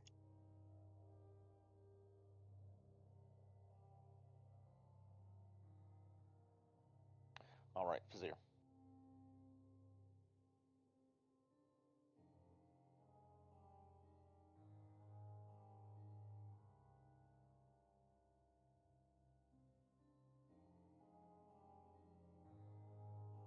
My regular movement is that, and then I'll dash.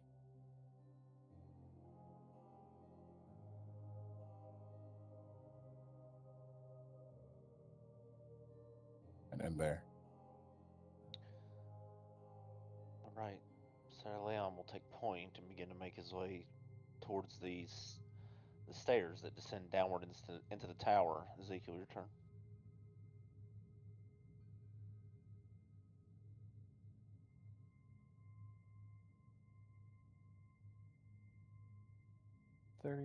Going to dash. 5, 10. I will get to there. I guess I will follow suit. Follow Sir Leon, not follow suit.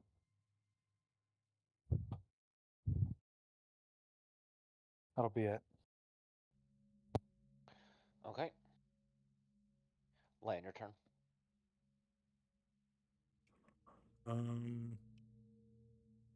So Lan is going to 10, 20. He left his pack. He's going to put himself, I think it's Alt. Nice. He's going to make it there to where he left his pack on the ground. And he's going to lift up the suit of armor. And he's going to speak mainly towards for Kappa and Ezekiel. Like, I think one of you two would get the most use out of this. But yeah, I found this in one of the chests. Sarah Leon said it was it's really special, and the person who wore this before was very honorable. So whoever decides to take it, just keep that in mind. And then Lan will just kind of stand there holding the armor while hopefully For Kappa and Ezekiel kind of decide who should take it. And that will be his turn.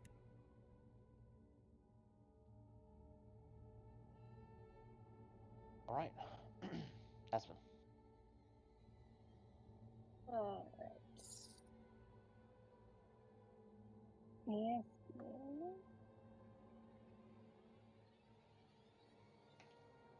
I'm gonna move and then probably dash. So exciting. 10, 20, 30. Then 35 right here. And then since there's some 0-1 stopping, I will stop there. And that'll be the end of my turn. All right. And Mara will make her way into the room and past everyone, following Sir Leon downwards on the stairs. Soot will make her way in as well and begin walking downwards. Sienna.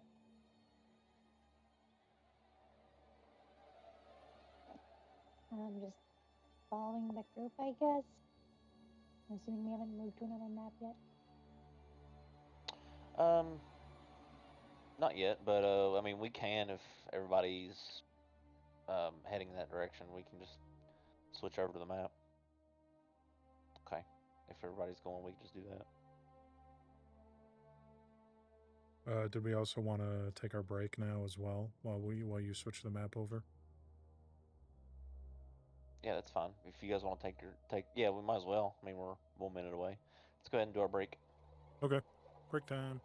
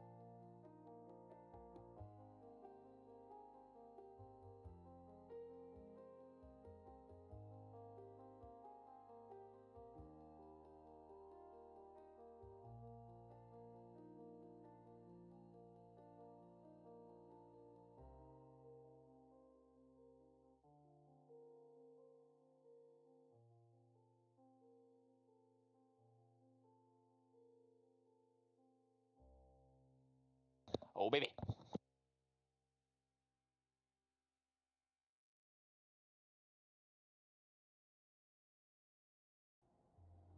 Oh, baby, indeed.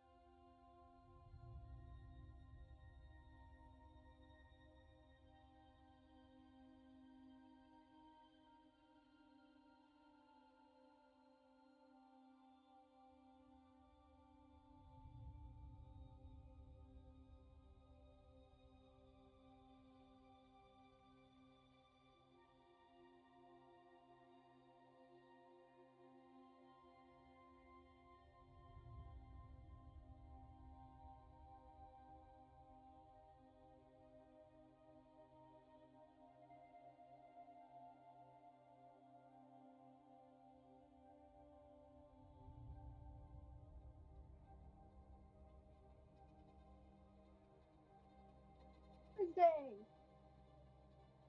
What?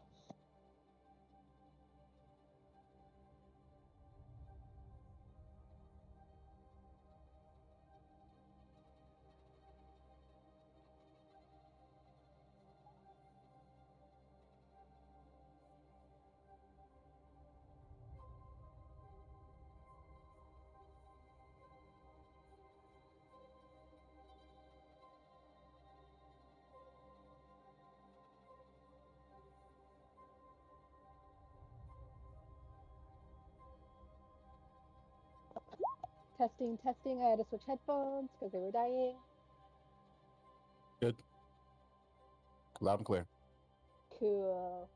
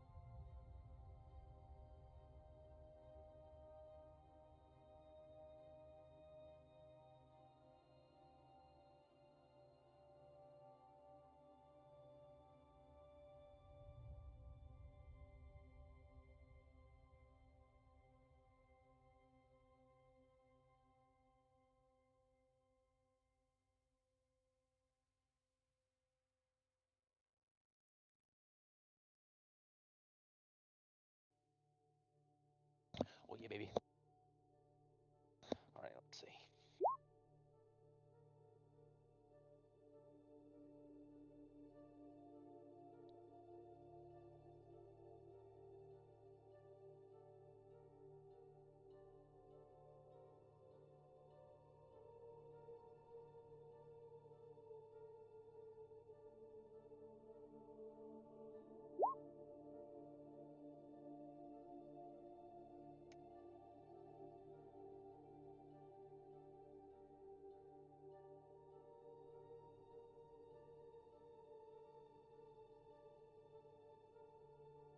Okay.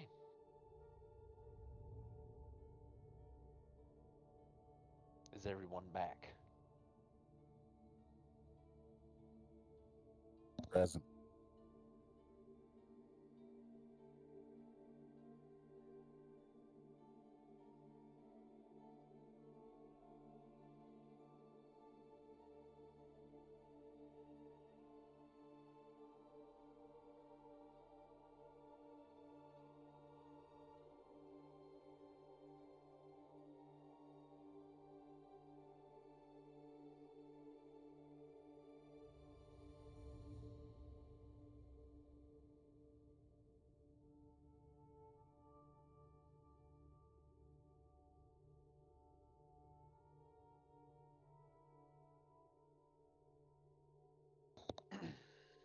Okay, well. Stairs grown beneath your boots and wet stone winding downward into silence. The further you go, the more the light bends. Torches flicker against the walls where no flame burns. Crystals pulse faintly behind the stone like veins buried beneath the skin. You reach the final stair and the corridor widens. Ahead, a circular chamber torchlit, warm but not welcoming. The flames are gently flickering, dancing unnaturally still. The floor bears a scorched sigil, a tie-borne crown fractured down the middle. Chains of rusted bronze hang limp along the walls. Some of them are broken. Something was kept here. Mara speaks up and says, I've seen this place in dreams that weren't mine. He bled power into this room, crowned it, just like a tomb.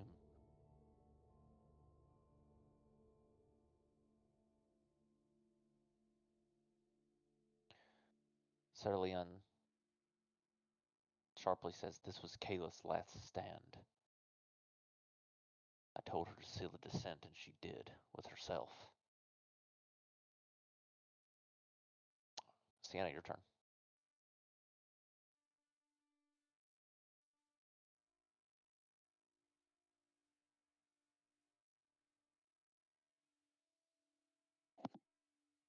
Alrighty. Well, I see at least one door. Oh, this is a much bigger place. I don't see the turn order, but Yeah, we don't have a turn order. How about we just, for funsies, let me remove this. Let me refresh it. Hang on. Let me refresh my thing. Go and refresh Roll20. I had to make some changes to the map after I brought the tokens down because I'm retarded.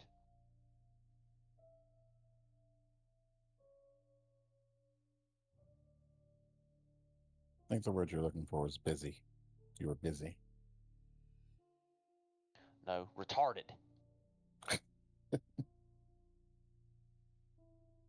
I am retarded. Okay, so let me zoom out. And let's try rolling for initiative.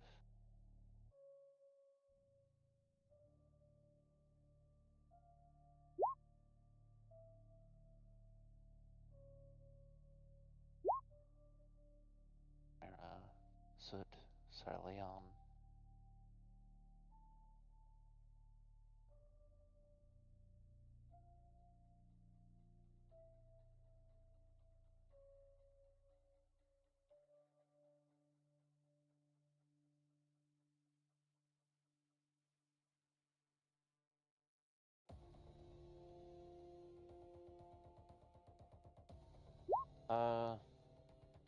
I was about to say I thought we were missing someone. All right. So we can start with Land's turn if that's okay, since we re-rolled. I mean, I'm fine with it. Okay.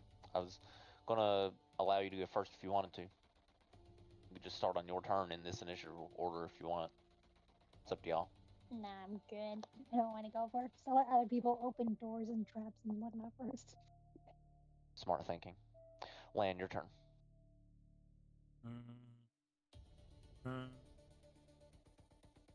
15, I think. I'm looking around at what I see. Land's going to get to right here, and he's actually going to... he's going to give the half-plate armor, the drift steel carapace.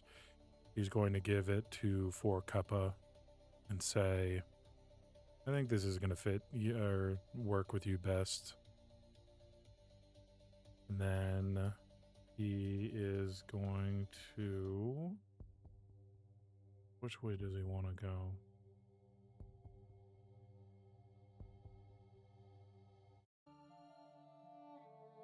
Screw it. Land's gonna go to this door, and he wants to see if it's trapped and or locked.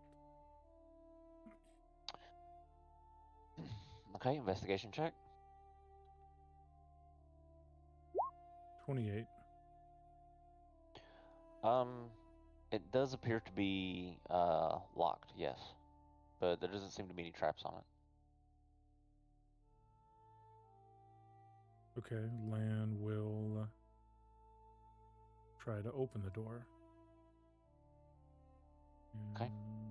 That's these tools, decks. Ooh, not 20, 31. Okay, so yeah, with a lock you've not seen before, you find your way quickly through it to unlock it without any problem. And you may now... These doors should be clickable, so... Oh, nice. So let's see, that was 10, 15, 20, 25, 30, 35.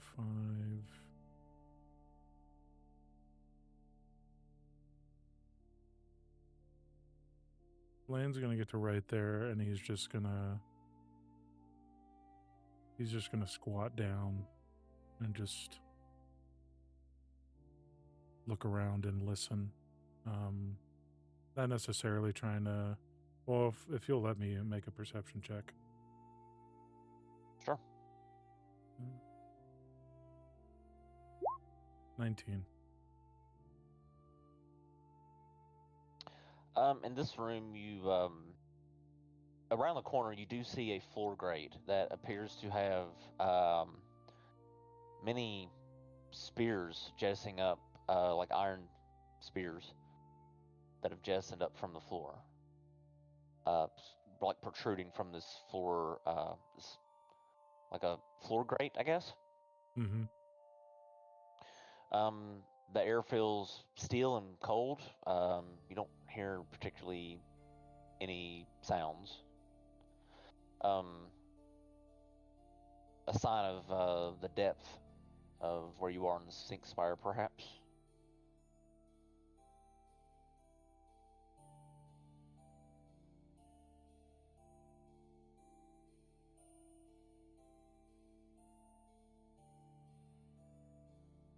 Okay.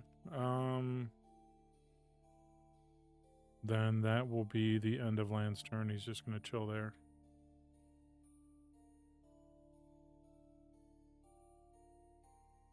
I'm checking your vision. Yeah, everybody should be appropriately set. Just throwing it out there, like if it's messed up, just notify me. All right, Vizier, your turn. Vizier, I think your vision is correct. Probably just how it reads confuses me sometimes. Yeah. I would like to do that for, I guess, my next 10 turns. It's hard to tell vision in this room that you're in because of the torches. Yeah.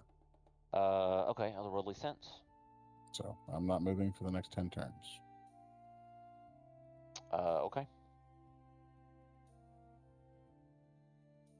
Meditate. I mean, I can allow you to use this without being locked into... Like, if it were combat, yeah, you'd be locked and stuck into place. But I think I'll let you use this ability without, like, hard locking you on the map. Since you guys are just crawling, right? We can have some leeway, I think, on some abilities. Okay. It's not fun to be just kind of stuck there trying to do this one ability, because the outcome of this ability could determine where the party go, you know, the directions you give. Yeah. So I'll allow you to... I'll allow you to be able to use it out of combat, like if you're in dungeon crawling initiative, we'll call it. I'll allow you to use it instantly, and so your senses do sort of stretch out quite far, actually. And for 10 minutes, your otherworldly senses are active. You sense elementals.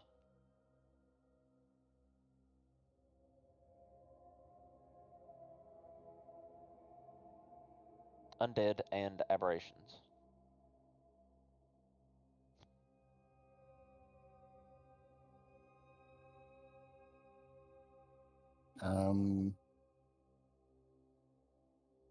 Do I know which direction so I can, whatever you relay, I will just have whispered while we're all still really close or relatively closer? Yeah, undead to the south of your position. Elementals to the southeast, more easterly, but southeasterly.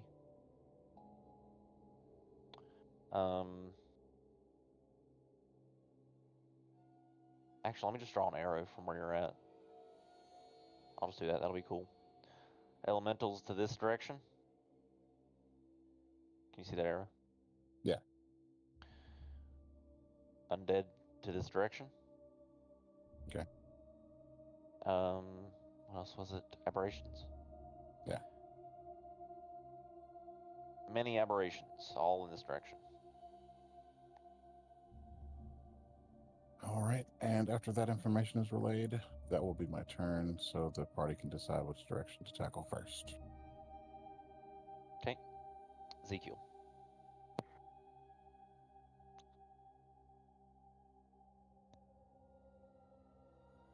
We go to there, and he'll cast light on his helmet. All right, casting light. on your helmet. Let me light you up. It's 20 feet, I believe. Yes, it is. 20 feet of bright, 20 feet of dim, or low light, rather. Boom, there you go. You're lit up. And that'll be it. Okay. Sienna.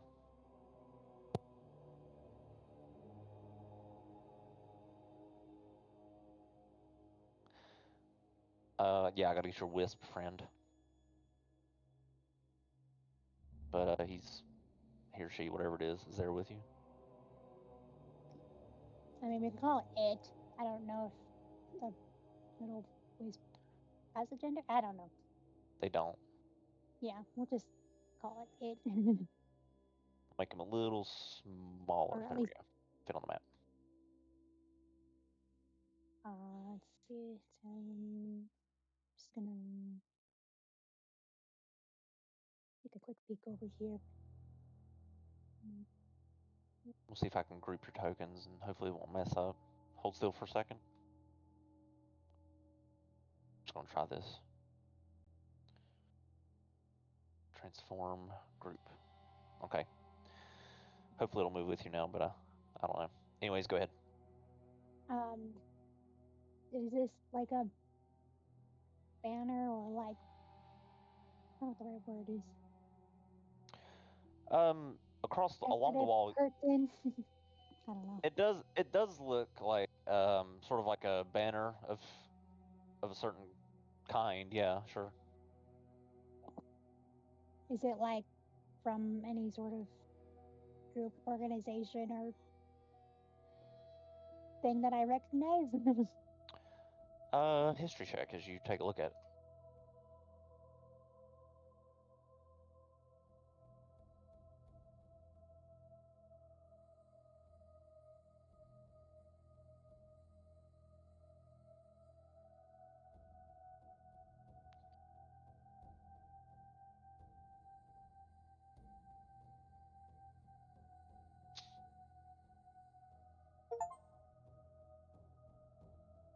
So you take a look at it, right? The fabric is a little bit brittle with age, but somehow still intact. The deep blue is marked with a silver thread woven into like this elegant looping symbol.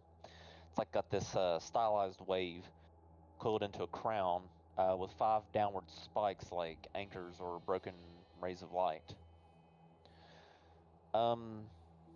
It looks like a Tideborn military standard, but you're having a real difficult time identifying it and relating it to anything you've seen before. You only know that much because of the codex you've seen just recently.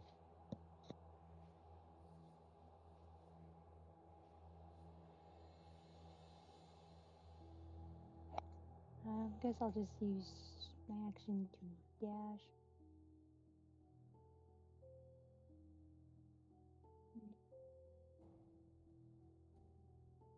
Is it weirdly shaded? That's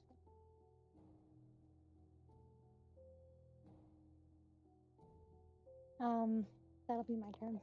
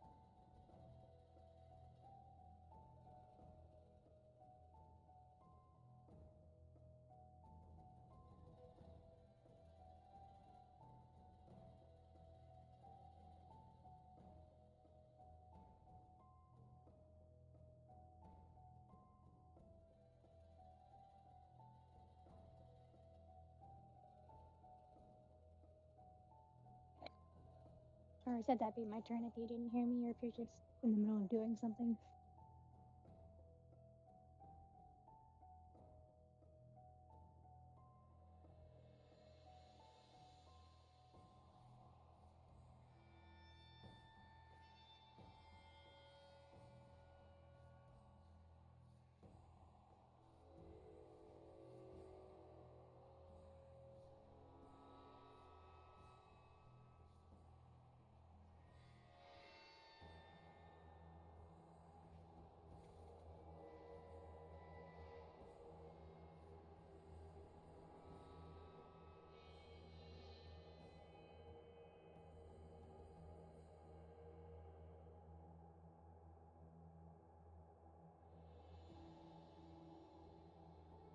And I'm going to use my seismic sense to see if there's anything within range.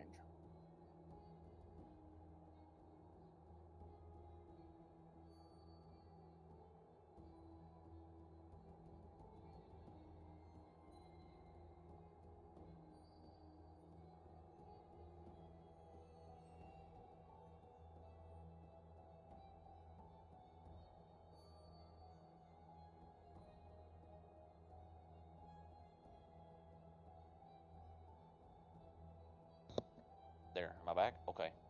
Yep. Damn, I was talking this whole time. Okay. So yeah, your seismic sense, you detect some creatures in this grating here where the spikes are protruding from. But nothing beyond that as far as your range goes. Can I I mean, is the grading, are they lower or are they in like a cage or? Seems like from here, down within, however far that goes down, it doesn't seem like it goes down real from here because the creatures feel like they're roughly 25 feet below the surface of the grating there. I will nudge Lan and relay that information to him as well. Okay. And I'll end there. Okay, Sarah Leon, round here. I'm sorry, can you say what Taven sensed again? Oh my god! No, I'm kidding. There's creatures down below this grating here. Okay. All right, thank you.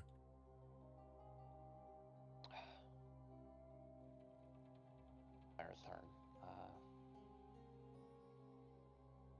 You guys notice Mara's shadow is trembling and like doing some very Peter Pan like actions, trying to like sort of fight against her and walk in the opposite direction as she moves down here to follow Sienna. Aspen, your turn. Okay. I'm going to move towards the great thing. 10, 20, 25. Can I just go like on the half of this where it's still kind of not the great? Like standing on the left half of it. And look down and see what I see in there.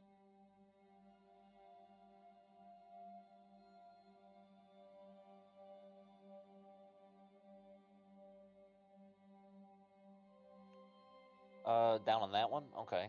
Yeah. Perception check to see if you can see anything as you look down.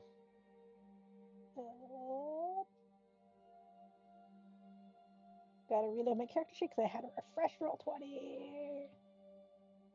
Almost there.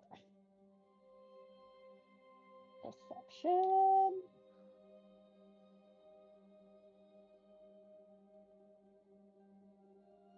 Okay. Perception.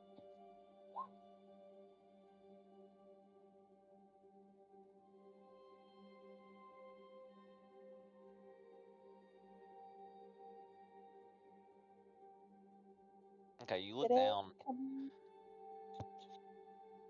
Yeah, you look down, and down there under that grating there, you don't spot any creatures, but there do seem to be a lot of,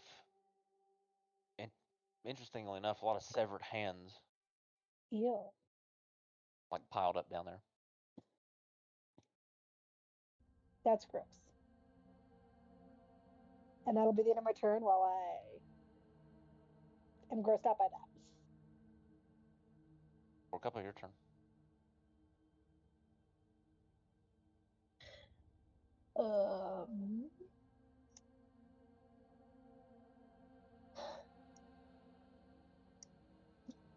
So, question, Cody. So usually, since the armor that Lan gave me requires attunement, I'm assuming I would need to wait till later to put it on to get the benefits for the attunement. Is that correct? I mean, like I could put it on, but it wouldn't give me the benefits until after I attune, correct? That's correct. Okay. So we're just gonna hold on. And I wanted to say when Lan gives her the armor, she's just like, it's not really my style, but I'll wear it. Maybe I can, forge up some metal flowers to attach to it to make it pretty and like do little jazz hands for the pretty and follow after Ezekiel and Lan. To get to here, she'll stop there because she does not want to be in front. And that's it.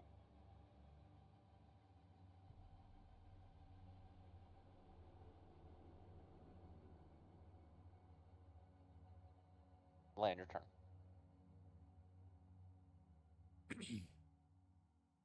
Lan is going to look around and say, so the question is, do we want to keep exploring this room? And he'll kind of point in here. Or do we want to head south where Fazir said all the bad guys were? Because knowing our luck, that's the way we need to go, is where all the bad guys are. What do y'all think? Orcup was going to say, I always liked going south. It always feels like you're going downhill. That's her vote.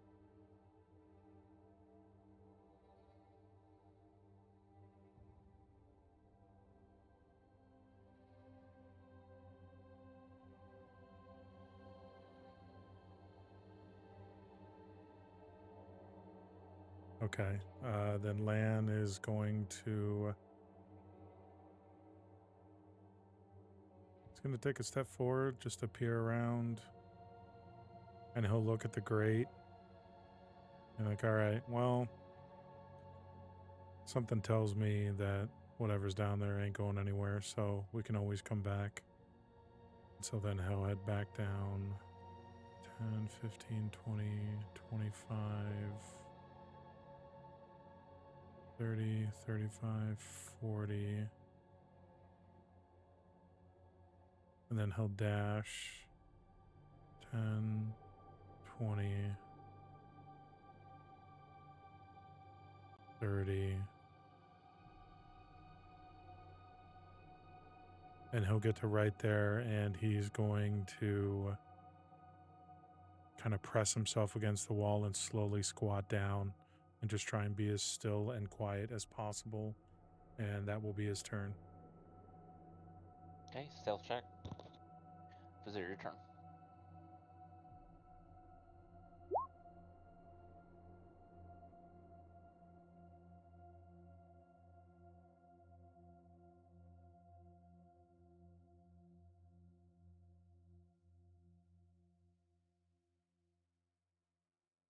Is her shadow still doing the quivering thing? It's it looks like it's a little scared at the moment, yeah. But Mara herself looks fine. Would I know of anything in in like my past learnings of what might cause this abnormality? History check.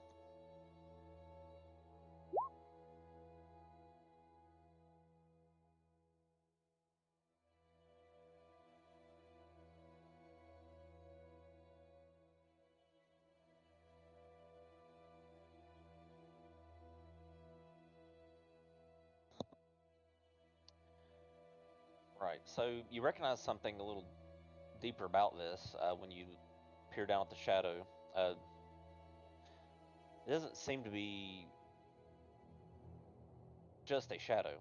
It's what's known as a memory echo, and it's imprinted onto Mara's life aura.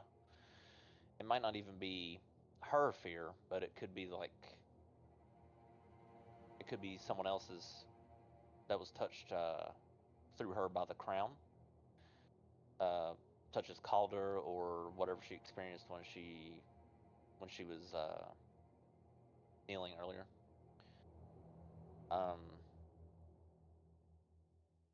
But it may not even be her shadow. It may be watching everyone. It might be watching the party, or simply observing. If I look over, can I observe if Aspens is doing the same? Yeah, you look over, and Aspen's shadow doesn't seem to be doing it.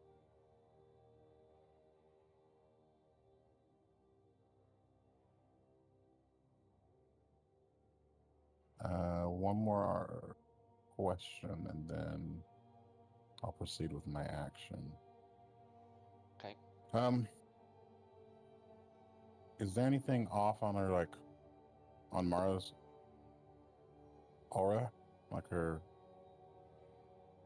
any arcana aura that might be around? Like, has it shifted, or is there like a blight on it? So, without needing any magic, you can sort of tell that her aura is fragmented. Not broken, but it's just kind of splintered, like it's been like glass shattering under, like a pane of glass shattering under pressure. Where most souls glow with a consistent hue, hers is multi-layered. One is her fierce, sharp-edged, defiant. That is obviously her, but another is really dim and fearful, and that one doesn't seem to be hers. Below that, there's something else, something far older than all that. The pulse of cold, violet-black energy that resonates in time with the ley lines beat in the walls. I will look to Mira and ask if I can try something. Something's off, and I want to try to see if there's like a curse I can remove. And I'll cast Remove Curse. Just to see if that dispels that darkness.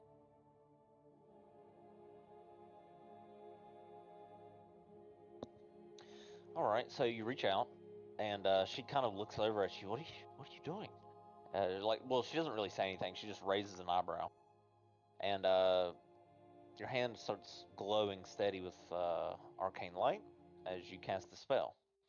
The room itself dims, not from shadow, but from resistance. The ley line around you goes still in the walls, like the world is holding its breath. And Mara flinches, but it's not from pain. It's like this pressure is released, and she catches her breath. And as the spell completes, you hear nothing. But Mara's shadow jerks. It lags behind her by half a second and snaps back into place with this soundless ripple. Those aura layers burn away. The dim, frightened one, it's gone.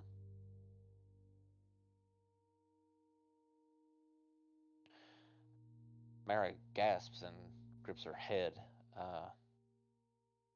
It doesn't seem like it was painful, but still it feels like she's regained a bit more clarity. And she mutters, "It was him. Calder was watching me from the inside somehow." Better? I feel a lot more. I feel a bit of clarity, whatever you've done. My senses have sharpened. Good. And that'll be my turn. All right, Ezekiel.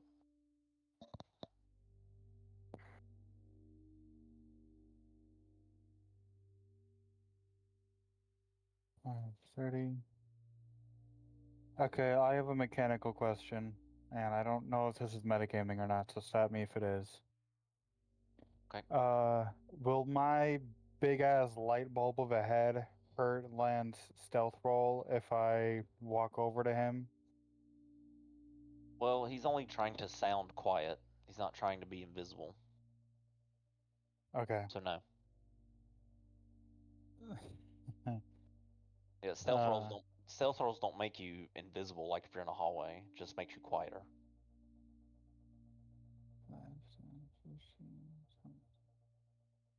I'm gonna dash over, so 5, 10, 15, 20. And I won't explicitly try to be stealthy, but I'm walking a little bit quieter than usual, but you can still hear the clangs of my armor and footsteps. I'll just be like, "What are you doing?"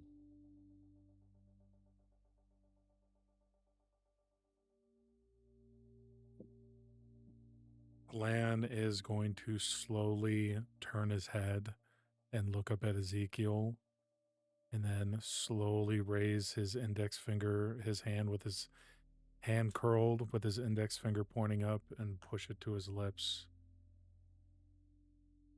And then just slowly take his hand away and turn and look back down the hallway. Cool, good talk. And he'll pat Lan on the shoulder a couple hard times, and that'll be his turn. Sienna.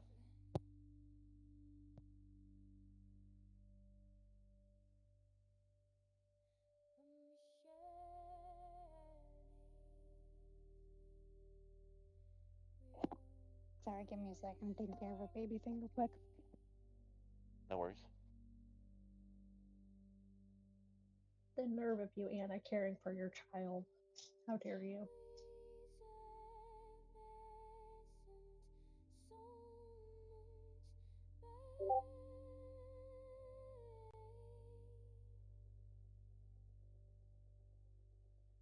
All right.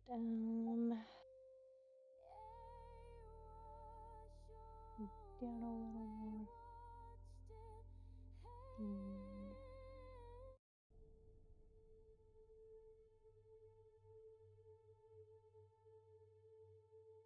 Maybe 5, 30. Let's see what's around this corner. Guess I will use my action to dash. And oh, that's 20. Wait, was that a door? Oh, there's a door there. Okay, well, I'm gonna backtrack. 25, 30, and that'll be my turn. Okay. David, your turn.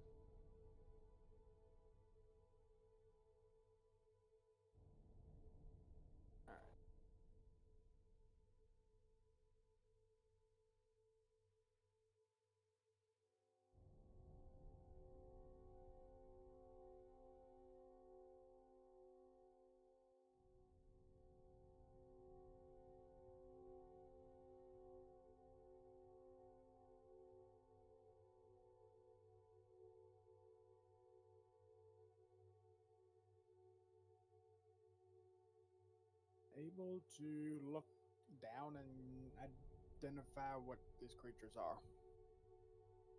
Sure. Perception check. You look down. You see.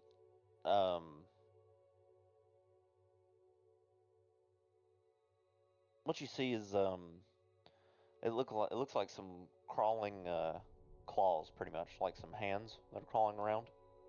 Oh, brilliant. Looks like a swarm. And with the hands, there are also some rats. But the rats have these dark purple glowing symbols on the tops of their heads, and their eyes are glowing purple.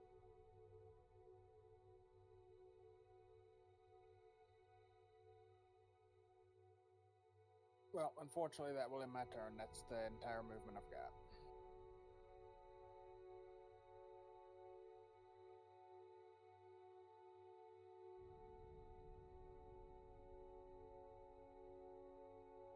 Right. Sir Leon. He begin to move around.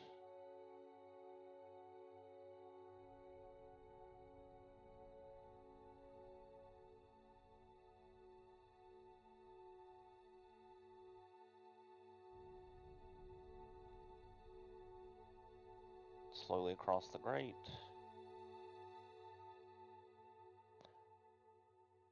Mara.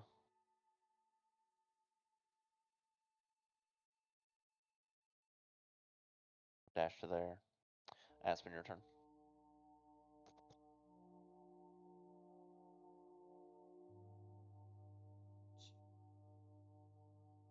Aspen's gonna be like, okay, bye, creepy hands. And then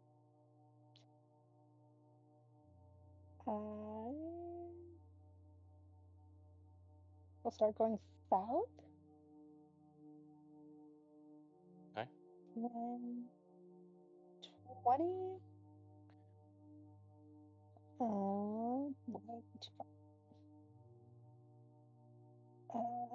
30, 40. And then I will use my action to dash a little bit. And then 10, 20, 30, and just come up next to Mara.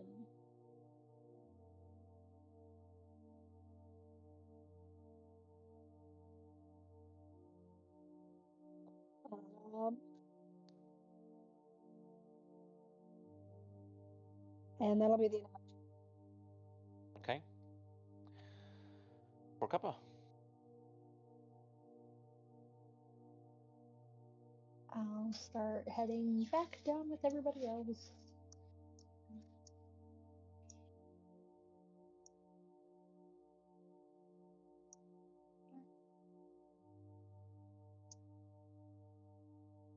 I'll use my action to dash.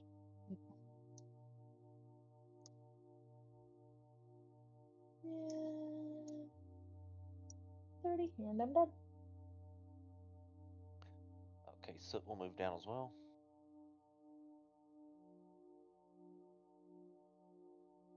To there. Land your turn.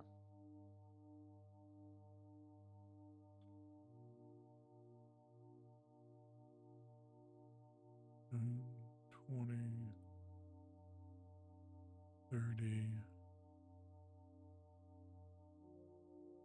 35, 40.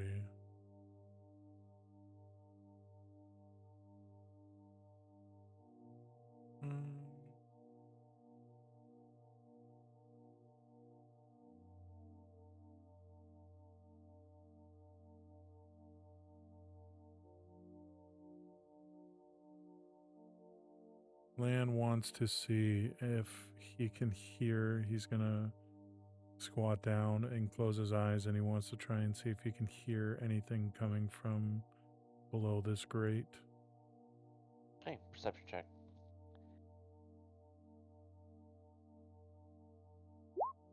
27. You do hear some movement, yeah.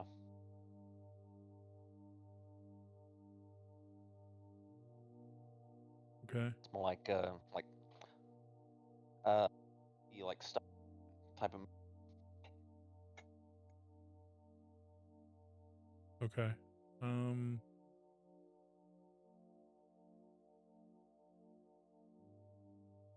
Atlanta is going to dash back the way he came. And when he gets to Ezekiel, he's just going to say, it's another grate in the ground with most likely rats underneath. So let's just rejoin the group. And that will be his turn. Okay, Vizier.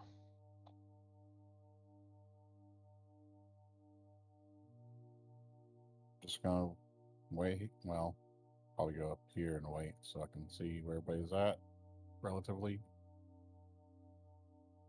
Just trying to be able to point where everybody went. It's my turn. Okay. Ezekiel.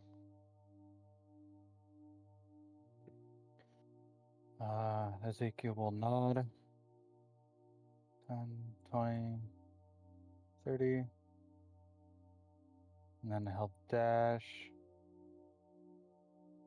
40, 50, 60. He can get to there, and that'll be his turn. Okay, Sienna.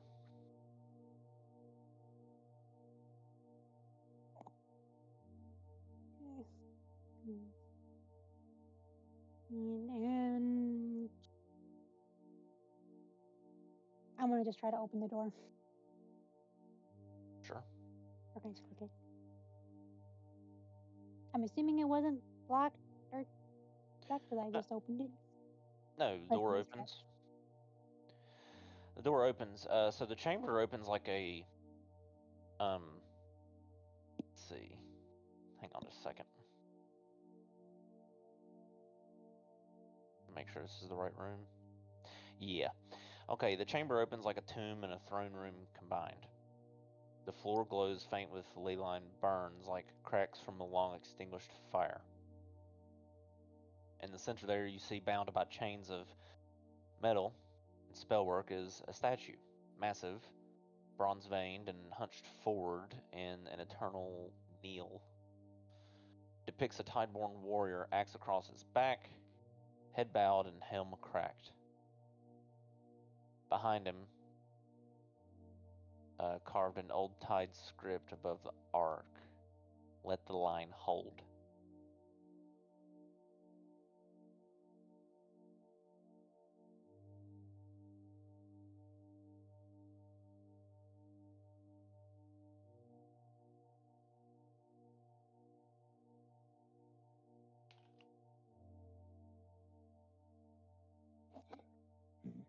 Oh, excuse me.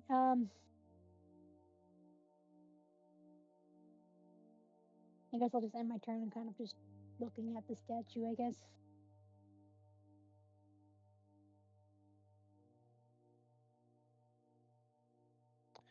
Okay.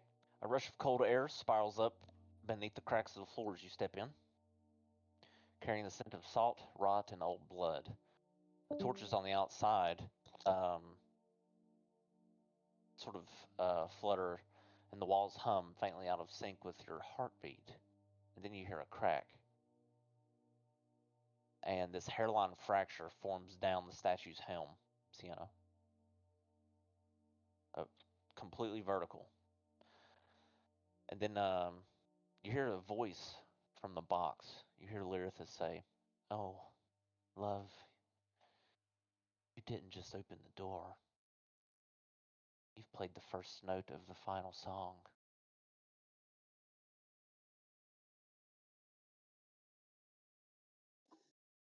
Okay. Maybe I should just stop opening doors.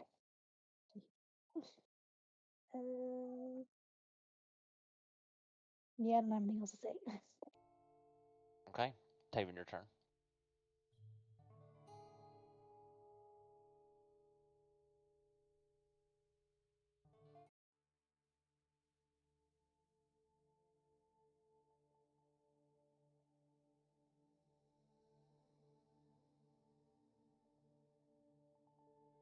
There.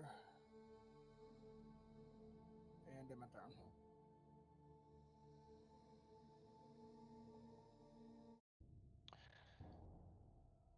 Okay. Sir Leon hears this and turns around to start making his way back.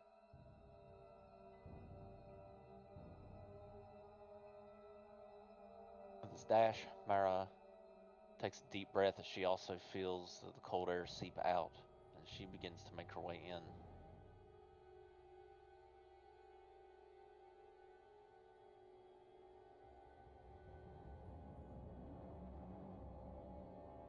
She looks over at Sienna and says, "I don't see a crown."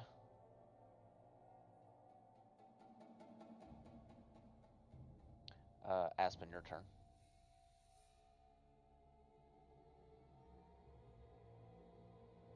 Okay. Where is everyone going? Okay. Gonna move forward. 10, 15, 20. Yee. That is a statue.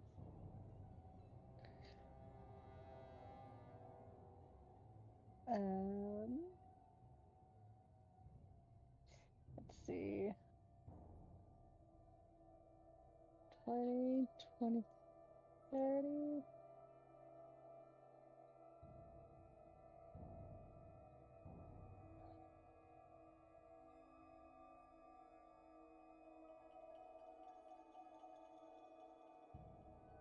Trying to think. Can I see if there's any like buttons or like levers or things or just with the statue or just any like sort of little mechanism Not at all what I'm good at, but you know.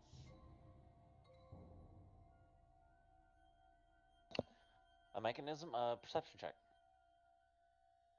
Perception. Where is it? There it is. 9.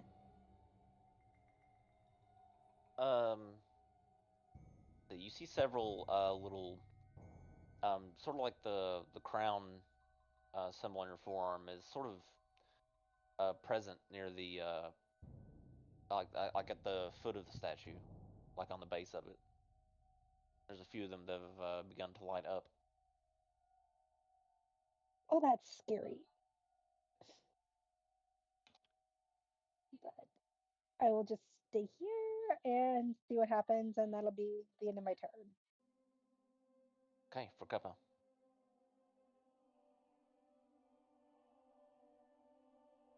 Sorry, I missed a lot. I had to take a phone call real quick. 30. I'll just start following suit, but using my action to get smaller. 30, and that'll be it.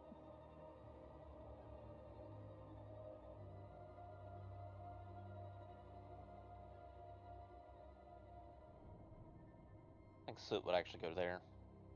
Land your turn.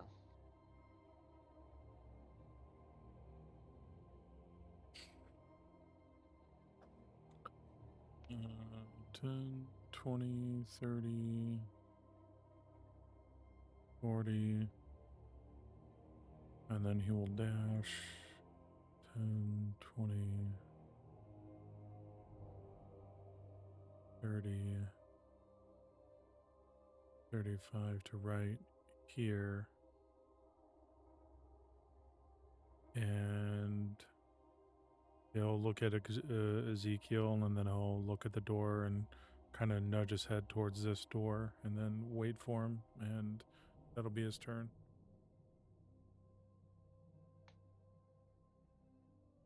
All right. Zero.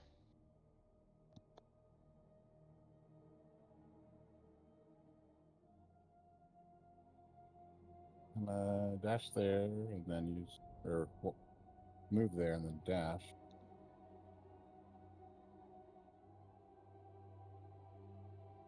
And then, that'll be my turn.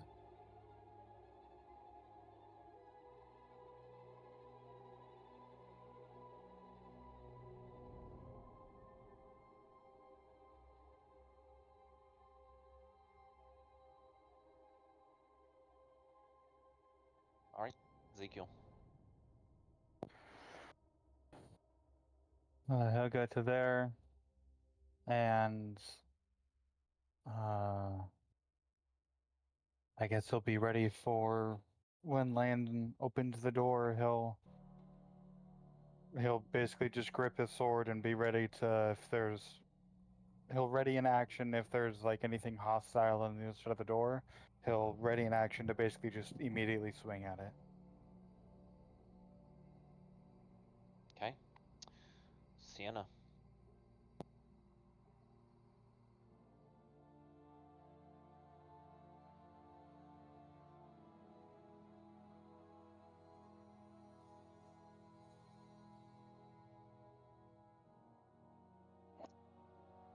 So I guess the statue is like breaking then? Yeah, you're starting to see this light sort of pour out of the cracks as it splits down the center nearly all the way to the floor. I think it's time to GTFO. The 5 and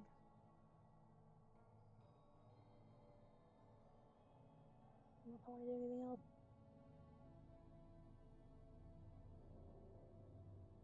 I guess just to the general people in the room, be like, "Oh, there's something going on in there, and I'm not sure it's good. There's a statue, and it seems like it's cracking and glowing, and I'm afraid it's gonna blow up or something. So beware, I guess. So that's my turn.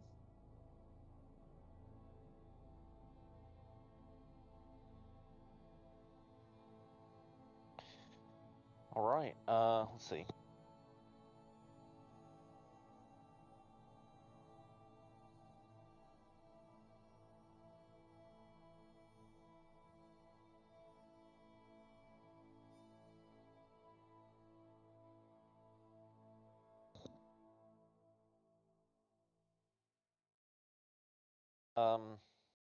So this layered choir-like rasp echoing through the hall after you leave the room, Sienna, almost like it's chasing you.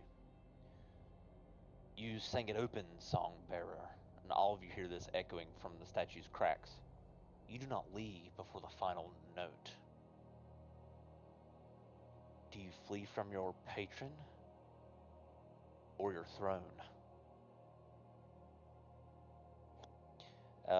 Lyrithis sort of whispers to you, leaving so soon, but we were just about to take the stage.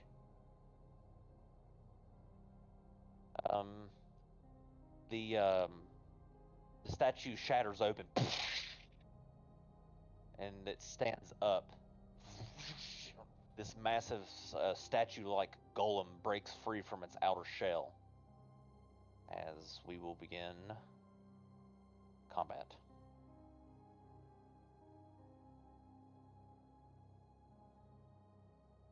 Okay.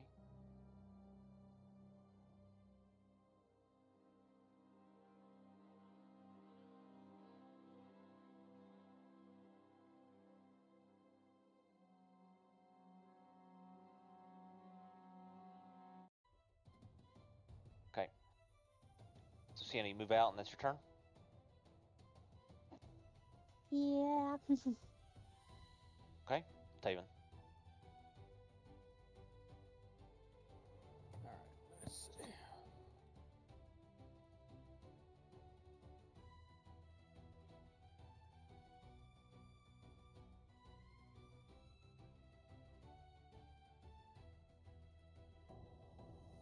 And Taven's gonna dash. There, and I will pull out my size and get into Earthbending stance. And in my turn. All right then.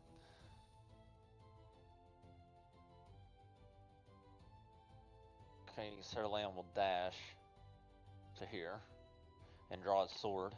Mara will attempt to flee the melee range of the statue, only to invoke an opportunity attack from it. Let's see, 1, 2, 3. Okay.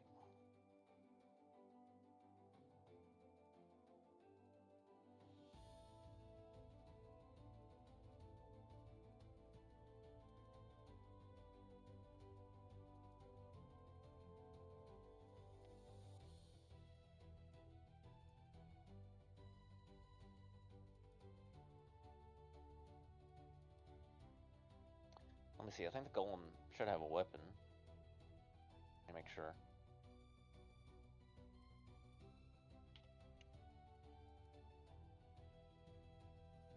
Okay, yeah, I think it has an axe. Let me see how this axe works. It's supposed to be, 10-foot reach. Okay.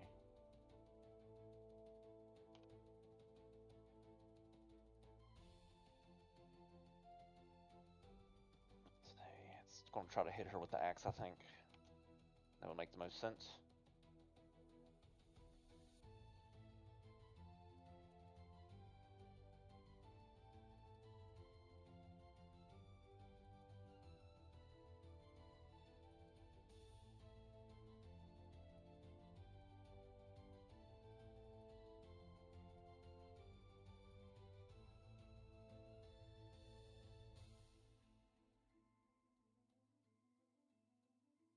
Okay.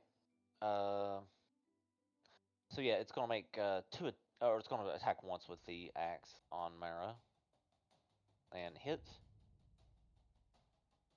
27 slashing and 4 fours. Okay. Mara shouts as she's able to leave the room. She'll go around the corner there and pull out both of her revolvers as she winces in pain from the attack. The golem comes to life, turns and sees Aspen and will immediately attack her. Twice with his great echo axe. 16, does that hit?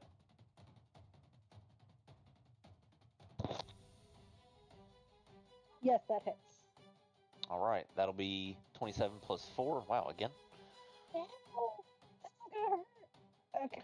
And that's okay. not more damage. I forgot to roll an attack.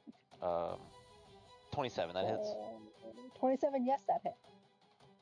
Okay, ignore all the other stuff because you're not concentrating on a spell, or it's not a crit. Yeah. So 29 plus 6 for the second attack.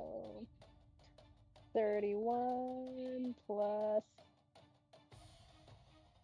that. Okay, I need a calculator. I might go down on this because, wait, 1 second. Got a math. Because I am not raging, so this is gonna hurt. Oh, and Aspen is unconscious.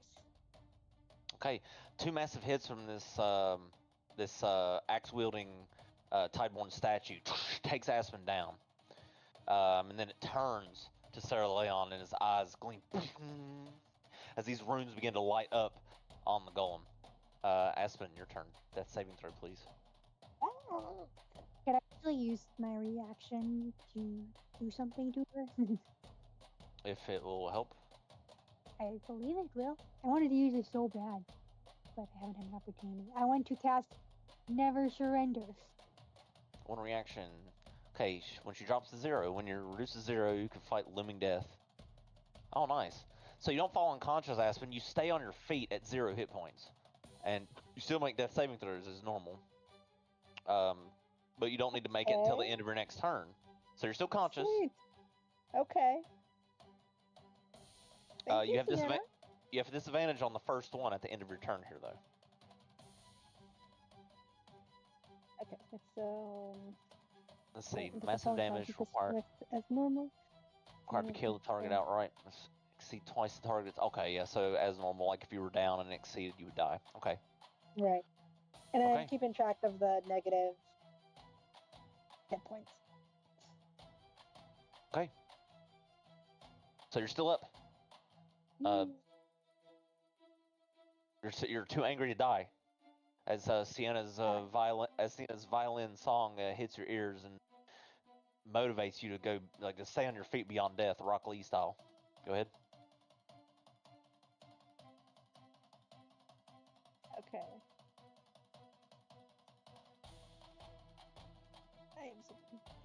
So I can still do stuff. This changed everything of the turn I was doing. Okay. I am going to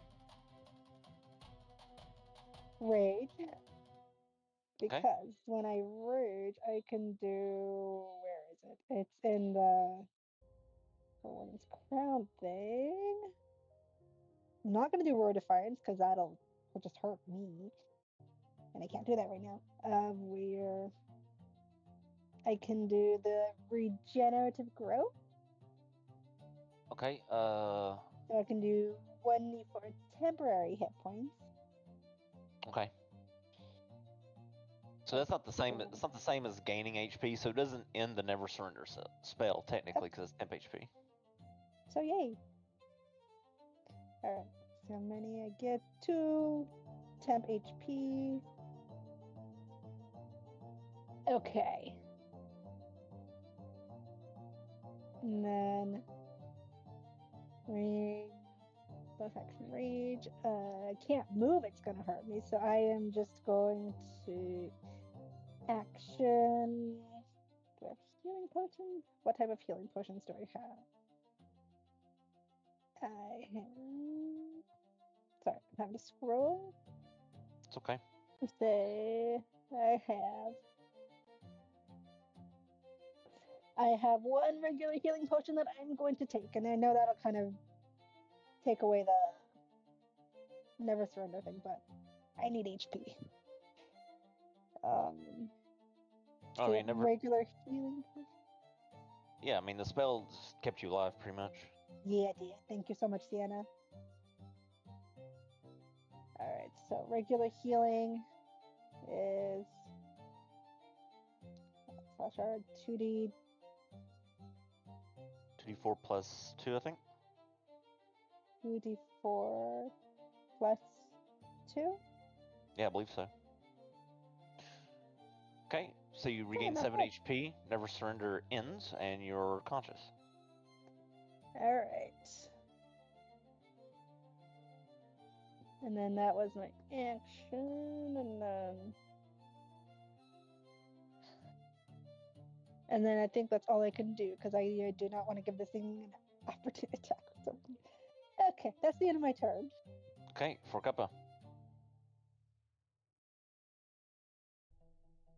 Don't like being after Aspen now. Scary. 20. Oh my god! I can see now.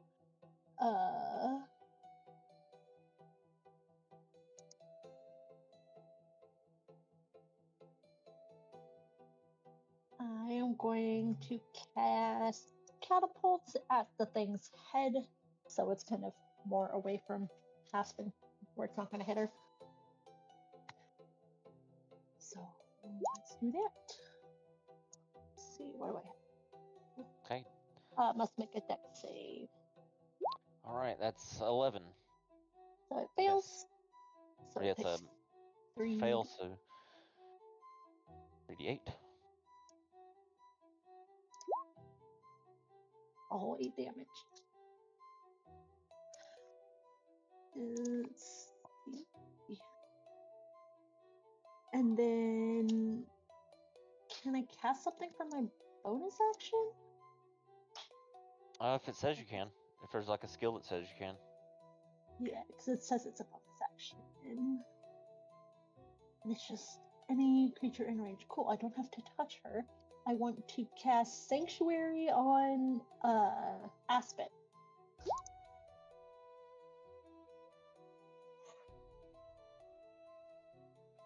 Okay.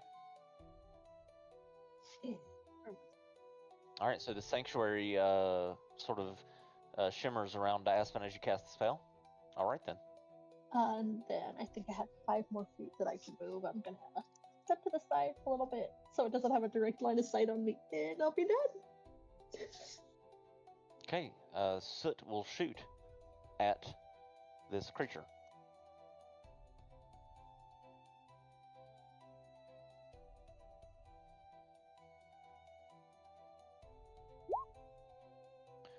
Miss. That is terrible. Lan, your turn. She'll move over to here after that.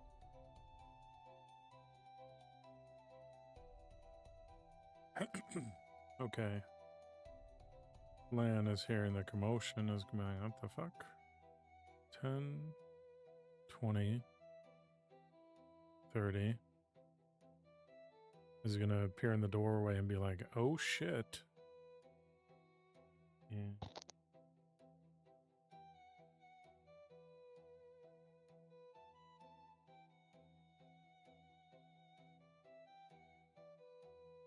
Alright, so I can't do that yet, so I'm going to shoot it with my short bow. It's a 27 to hit. That hits. And,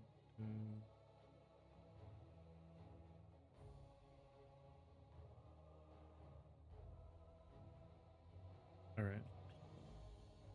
7 points of piercing damage. And Lan is going to back up right there with the last of his movement, and that'll be his turn.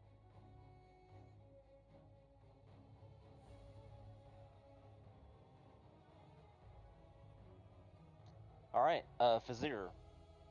Before your turn takes place, the cracks beneath the floor begin to seep in like this seawater, and these water weirds begin to take shape as they spawn up and swirl up and take their forms beneath the cracks.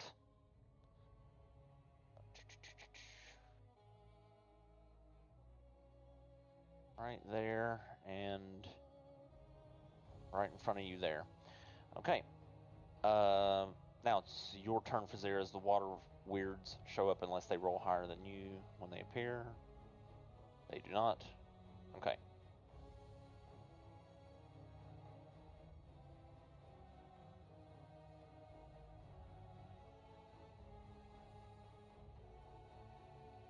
So it's like the seawater started pouring in through the cracks on the floor, and these water weirds just glowing with ley line energy just coalesced right in front of Sarah Leon and over to the right. Well, should be right here actually. Yeah.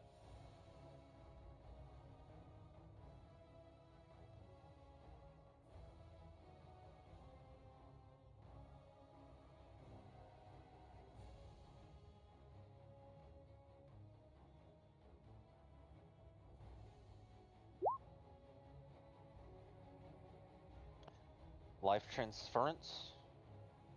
Okay, I'm assuming you take the damage and you transfer some HP to Aspen. I can't hear you if you're speaking. Yeah, to Aspen. Okay. I took the damage. She gets it back. Okay. So 12. Let's see. So some of your health take 48. Twice the necrotic damage you take. So you took let's see, 16 because you cast at a higher level, right? Yeah. All right. So 2 times 16. 32. Yeah. All right. So you get 32 points of HP back, Aspen. As you see Fazir do like some necromancy to transfer some of his life force to you.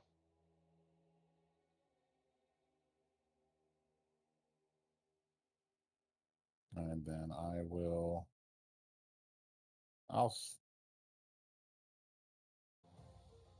I'll use one of my phase steps as a bonus action to go here. That'll be my turn. All right. Ezekiel. Okay. 5, 10, 15, 20, 25. Swinging at this, whatever this thing is, twice. Okay. Yes. Yes. Yes. Hold on, let me check something.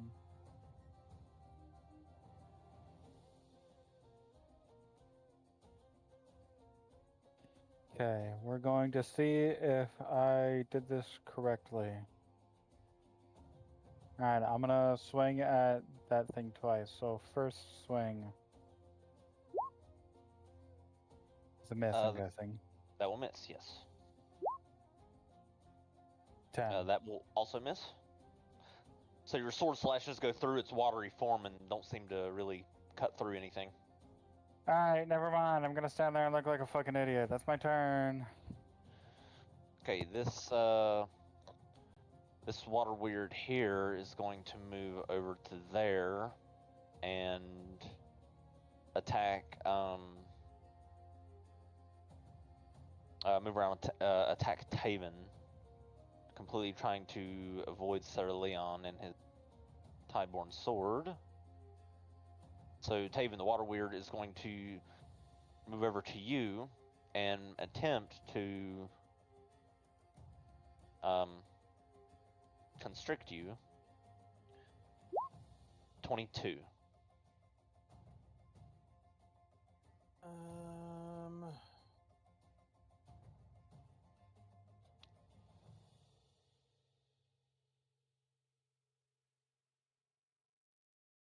It hits.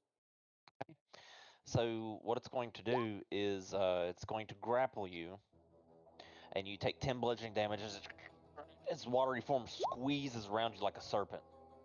And you're grappled, and you can escape on your turn with a DC 13 strength check. Okay. All right, Sienna, your turn.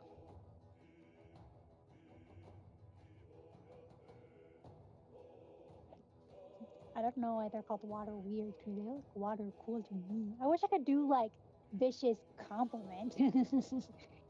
But if I give Taven inspiration, can he give inspiration back to me? Per your it takes 2 ability, right? I mean, you're technically a creature. Maybe. I don't know. I mean- I have several things that fall into bardic inspiration. Which one? It takes 2 will allow him to give it to someone within 5 feet. Choose another. Yeah, so I feel like hypothetically he should be able to. Yeah, you are another creature, so yeah, you can be the target of that. Yes. Cool. Since So within I will... the framework of that, yes, you are another creature, so yeah, you fit. Well, I guess if he chooses to, I'm assuming he would. Hopefully, but anyway, so I will give. Or my You might bonus give it to the action, water I'll weird. do- Okay, well, fine, be that way, but I'll give Taven some bardic inspiration, and I would say he could use his reaction to do speed, but since he's So, grappled, Taven, you I'm can- assuming he can't. So Taven, you can choose to give your give Santa inspiration or the water weird. You give it to the water weird. I'm never giving you inspiration ever again. But, you can tell Also, that again, but... also he can use movement right now as part of Well, but if another he's effect, right? grappled, like, yeah, he could, he's but if he's grappled. grappled, yeah. So, I guess not, but hypothetically he could have. Yeah, there's more effects he gets when you inspire him, but he can't move, so. Yeah, those would be the main things.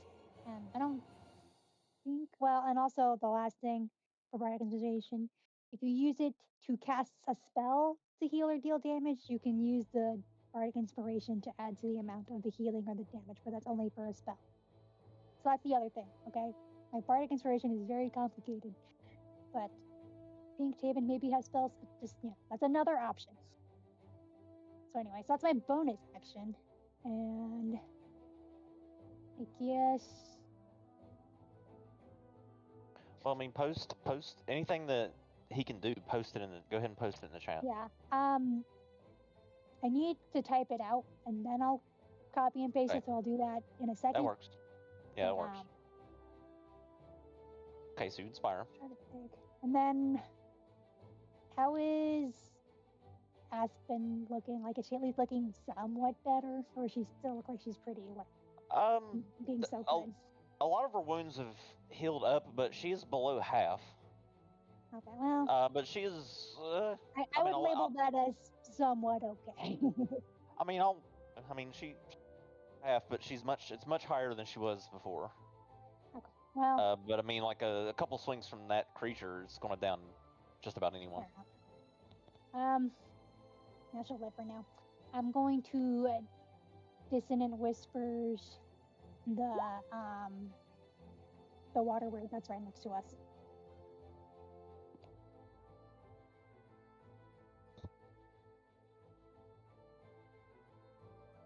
I think I might change that rule and let you guys tell each other your condition.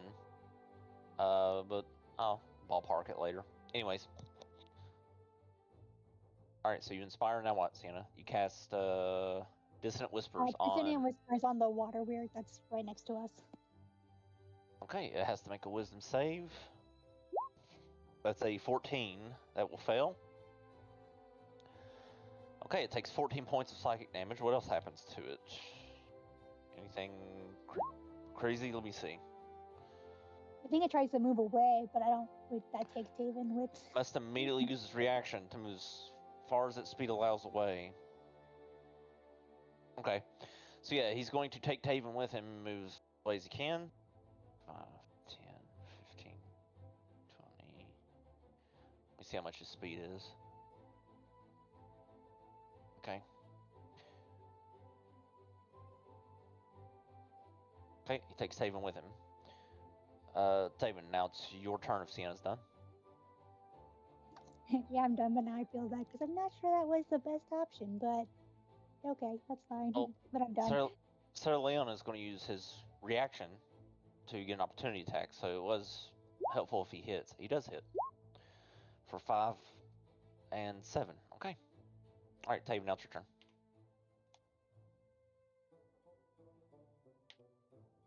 So I'm still restrained, so I need to make a strength saving throw. Correct. 13. Okay, you're still grappled. Would it be a strength check instead of a save? Actually, yeah, it would be. It would be a strength check to break out of it. Doesn't matter. Damn. 6 Well, you were inspired You're by inspired. me in You case have you bardic didn't know. inspiration. Yeah, you have Oh. bardic inspiration too. 1d8. So 1d8. Yeah, if you want to use it, that is. Well, obviously. Yep. I went out of it. Okay, that will break you out. So you break out of the water weird's grapple.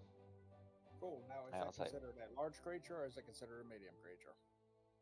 He would be a large creature. Oh, good. Water weird. Well, I'm going to take a piece of metal out of my bag because, earthbenders have a special, wonderful ability called metal bending. And I'm going to try and encase that freaking thing in metal. Okay, go ahead and cast it.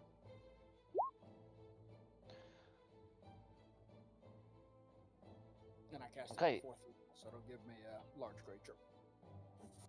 All right. So that's a 17. Okay, so he made the save. Does he just avoid being encased in it? Looks like it. Yeah. Okay. So. Because otherwise, otherwise he would be encased in armor and imprisoned. Okay, that makes sense. Kind of It's a pretty powerful spell. Metal bending. It's kind of a good thing. All right, so then I'm going to use for the first time, I'm going to use my boots of the winding path, and I'm getting the hell out of here. Okay, so you can teleport up to 15 feet away. I'm going to teleport there, and in my turn. All right, so Leon is going to turn his attention to the statue and move in here to help Aspen, and he will attack the statue. Let's see.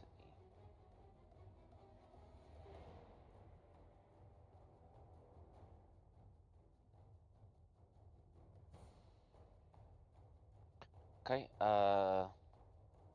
so he will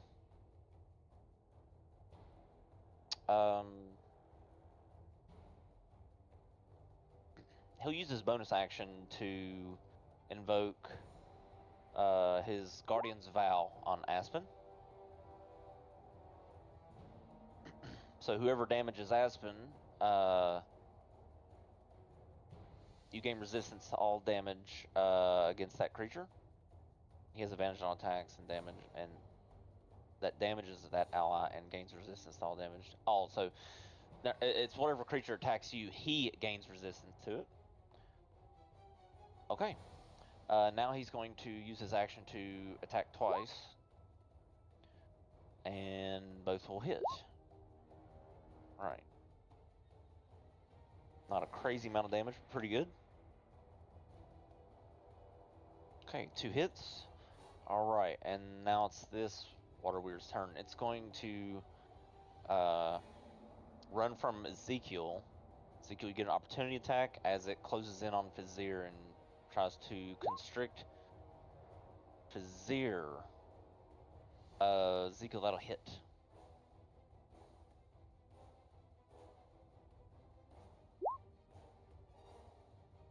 Okay.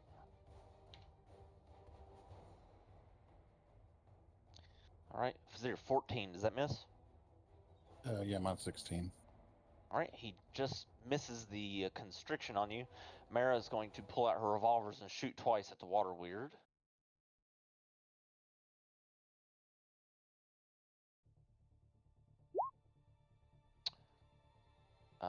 Just hits and hits with the second one.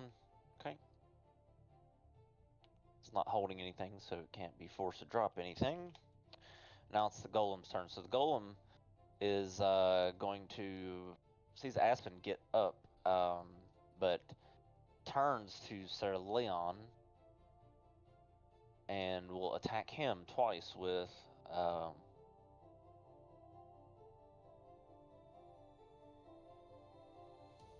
his axe. Miss and hit.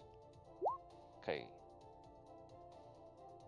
Alright, 23 plus 5 on Sir Leon. 28. Alright, Aspen, your turn.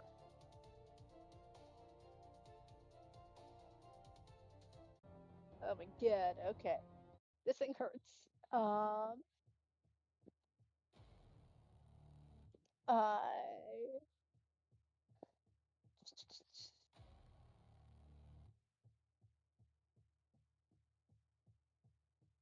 I can never remember. Is taking a healing potion myself, is that a bonus or a full action? I can never remember which one it is. It's a bonus if it's on your inventory. Yeah. Alright, so I'm going to take one more healing potion. Okay. Because I have 3, so I'm going to take another one. So I'm down to 1 now. So /R, 2d4 plus 2. 5. Okay. Better than nothing. Alright. 5. Okay, and then...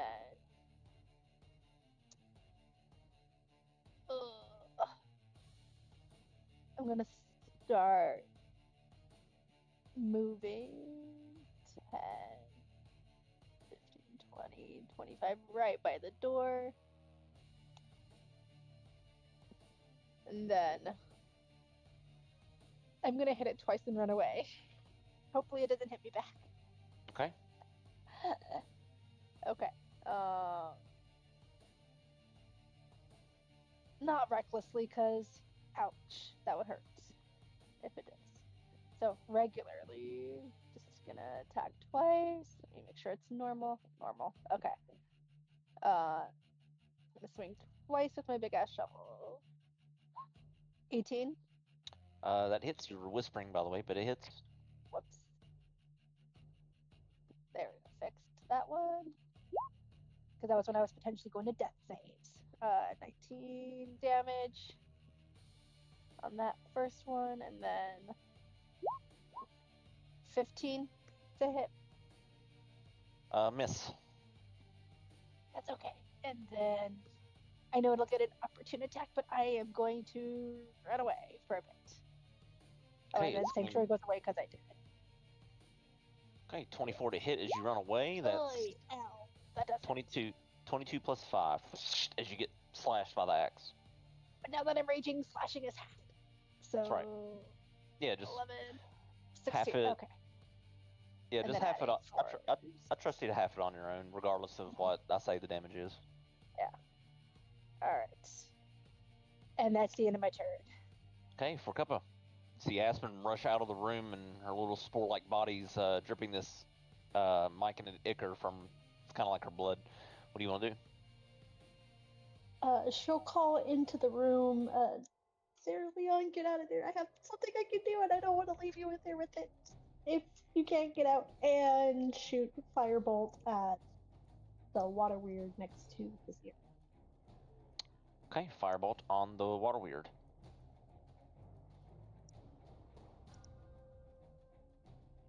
Huh? 14. That hits. Oh, cool. 17 damage. Okay. And that'll be it. Okay, Soot will take aim at... She's going to move over to here and shoot that water weird once. Or twice if she has to. Okay, that's going to be a hit. And that will be just enough to put the water weird down. So the water weird gets destroyed. It sort of seeps into the cracks as its form gets obliterated. So it will take aim at the water weird over on the right and shoot it with her remaining extra attack. And that will hit. 7. Okay? Land your turn.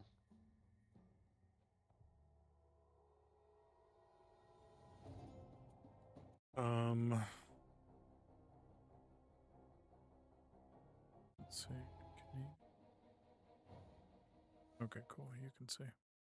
Lan is going to steady aim, and then he's going to shoot the water weird.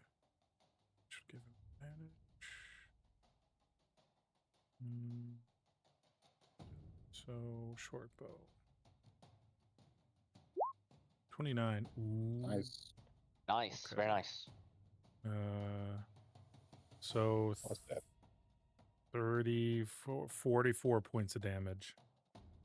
All right, that will be enough to destroy the water weird. So the arrow completely, like, powerfully punches through the water weird. It seeps down into the cracks of the floor. And then Lan is going to echo Forcuppa's call to Cerelion and be like, her plans are usually really good. Yeah, move your ass, get out now. And that'll be his turn. Okay, so top of the round there will be thought there was supposed to be like a layer action here.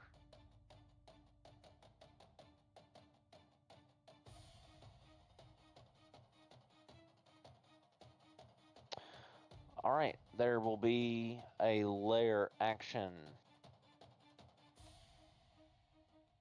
Okay, Leland Surge.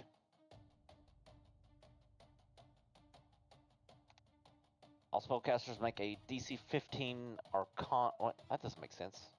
Arcana? Huh? Yeah, that doesn't make sense. That's wrong. Oh, it's what it's. I think it's supposed to be saying make a save with your spellcasting modifier. Let me check. I'll write this incorrectly.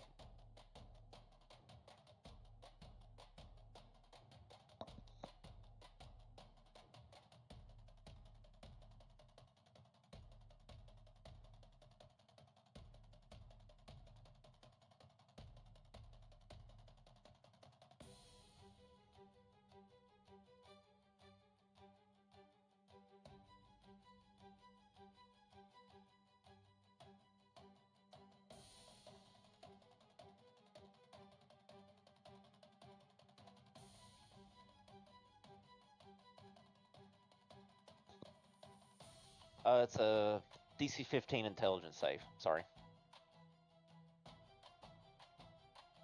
So all the casters.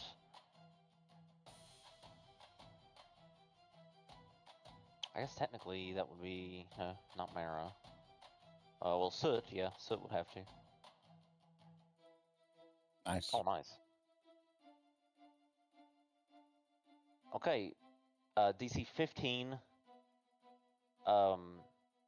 You will take. If you failed, you will take. Can I give my 36. Flash of Genius to Ezekiel? Because that's a +5 for him. Yeah. So I think that makes it up. It's 7 + 4. The 15. the 2 of the 4 is for strength checks. I forgot to uncheck that. So it's 7 + 2. Okay. 7, 9 + 5. Well, that one less. That sucks. Okay, 3d6 psychic to those who failed, and you cannot cast a spell or concentrate on a spell till the start of your next turn. If you failed that. Unsuccessful, let's see. Okay. Vizier, your turn. This guy's dead, right? Yeah, he's gone. Okay. 20, 25, and banish. Banishment, okay. Charisma saving throw for this creature. Oh! So, you cast banishment on the golem, and he is banished. Hold that for the full minute. Okay.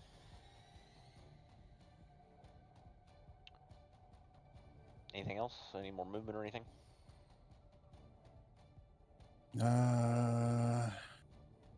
Surveying the room. I don't see any more enemies, correct? Look around the room. Doesn't appear to be at the moment. No, but the energy in the like in the stonework across the walls is definitely pulsing, like a lot brighter.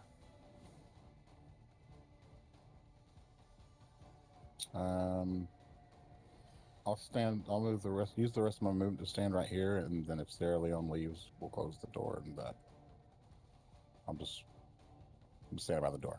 That's my turn. Okay, Ezekiel.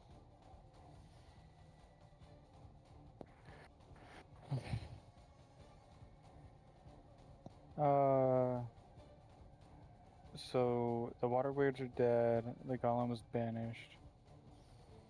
5, 10, 15. So there's nothing hostile left, right? Or am I just not seeing it? You look around. You don't see any enemies. No. Not at the moment. Then I have a mechanical question. Mhm. Does Lay on Hands count as a spell, or is it just an ability that you get from being a paladin? It's not a spell. It's just a divine ability. Okay, then I'm going to do that to Aspen. Okay. I'm going to give her 20 HP. Okay. So this warm transference of divine energy washes over you, Aspen, for 20 hit points.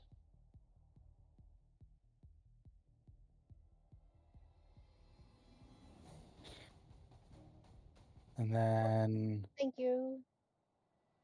he will nod, and I guess he'll just sit still and look pretty while Fajir finishes concentrating on his banishment spell. That's it. Okay. Sienna, your turn.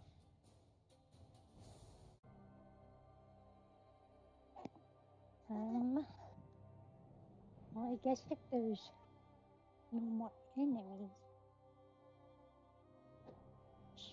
go check out this door over here and like out another monster, probably. 30, 40. All right, I want to try to open this door now. Okay. Doesn't appear to be locked, so it should be able to open. No, it's a hallway. Okay.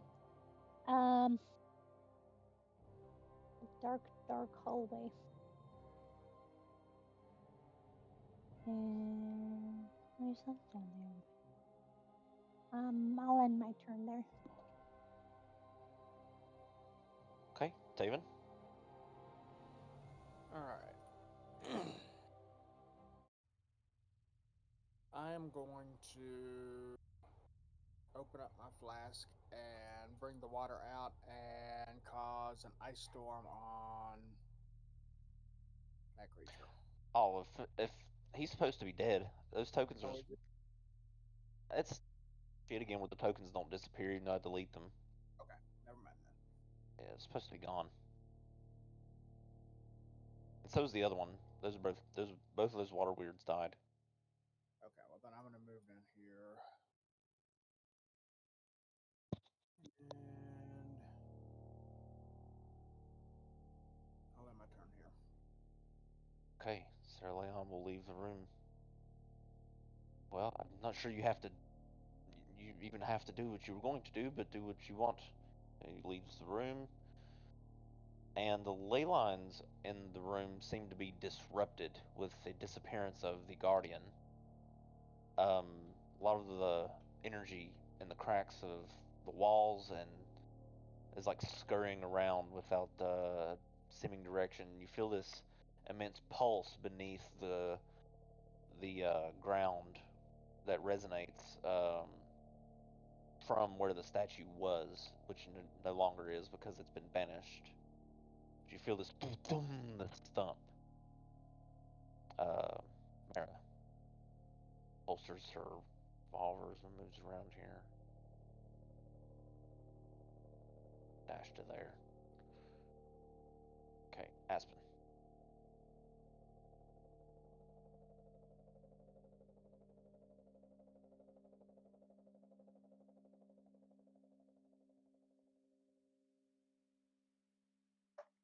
She said she's just gonna sit and recover. She's taking the dog outside. So. Okay, Forgupper.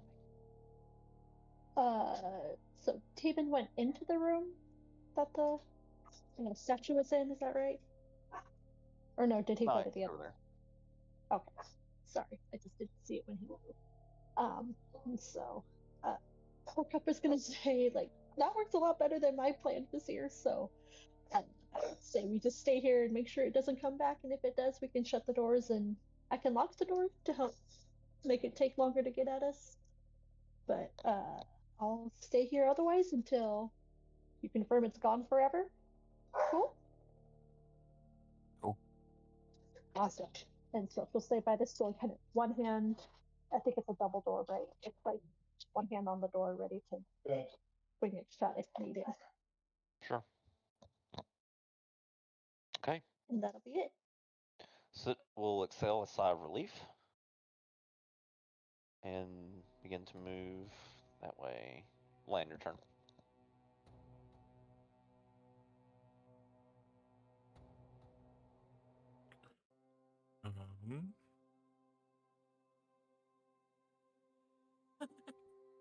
Lan is going to head down this way. 10, 20, 30, 40. And then he's going to dash. 10, 20, 30, 40 to there. And that'll be Lan's turn. Okay, top of the round. Pulse of energy spreads throughout the chamber. A loud thump from the center of the statue's room, deep beneath the central pillar there. Vizier, your turn. I will just yell out, if my concentration breaks for any reason, this thing comes back.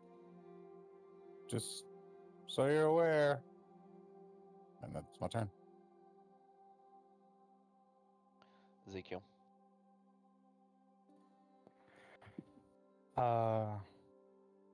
Ezekiel will walk over to Vizier, and I guess right there, and he'll kind of take a guard stance around him, like looking around, making sure no surprises or surprise enemies come out and attack him. Just making sure he stays safe during his concentration. You should be in. Don't you have an aura? I have 2 auras, yes. Yep. So you should also be within the aura. So let's keep in mind that is that all you're going to do on your turn, Ezekiel? Yeah, I'm just sitting there. All right, Sienna.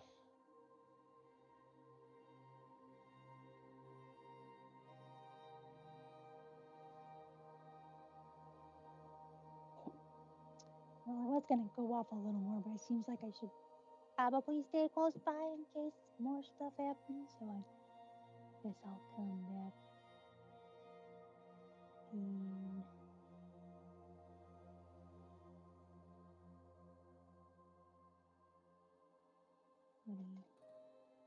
that's probably close enough.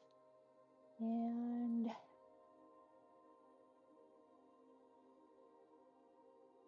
I'll go ahead and give inspiration to Vizier, I guess, in case he needs to make any sort of save. Okay, and as per it takes 2 Vizier, you can pass it to Ezekiel as well to share it. Yeah. Very That well. I shall. Okay. Anything else, Sienna?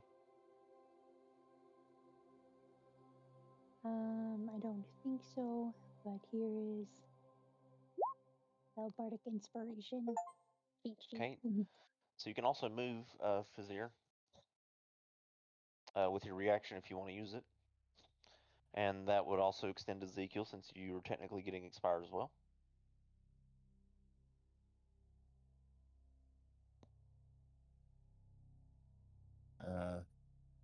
using that.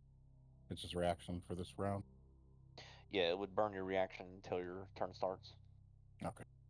I'll hold on to it. Zeke, are you staying there, or you going to use it? No, I don't really need to cast anything at this current moment, so. Okay, Taven. I'm going to pull back out the water. I'm going to cast Cure Wounds on myself. All right. So it sort of washes over you and heals up some of your wounds for 6 HP. Cool. And then I'm going to move to there and in my turn.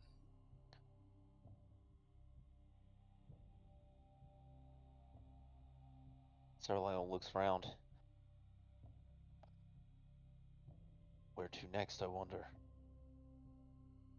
I do feel the thick presence of the crown. Just not sure where as he looks around. Mara as well. She looks around very puzzled. She's going to check over here. Go into this room and sort of look around. Aspen, your turn. Okay.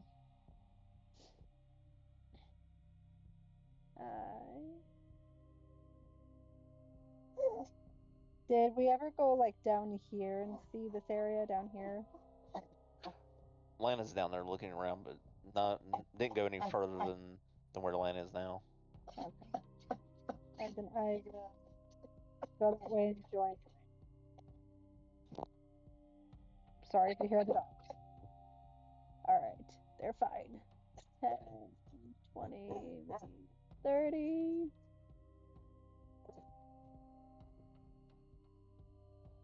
40. And that'll be the end of my turn. Okay. For Cuppa, we'll get your turn in, and that will be the end of the session. What do you want to do? Question for you, because I forgot to ask it before initiative started. So the curtains that look like they're, or like the fabric things that seem to be hanging down off the walls, did they look like they were just, or are they just like decorations for the map, or are they actually like functional things we could interact with? They're there. They are? Okay. So just sometimes things are just for fun. So Fork Cup is going to bring up, I mean, you guys could look at the fabric hanging down off the walls. Maybe there's something behind there, you know, like secret passages. They're notorious for being behind like curtains, tapestries, things. Maybe check there. And we'll stay put there, still waiting to make sure that banishment spell completes before leaving.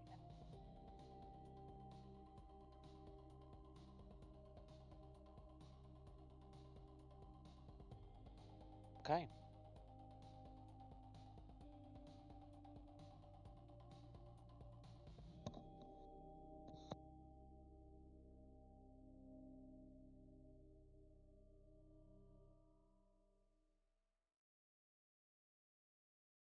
Okay, I think that's a good place to end. While Fazir pretty much MVP to the boss battle there. Agreed. Oh, I mean, to be fair, before everybody started wandering off, when my next turn was going to come around, I was going to suggest we just trauma dump on them and I'll bring them back and just re-unload on them. I was going to open that up for the group for next session. Yeah, Think you on can it.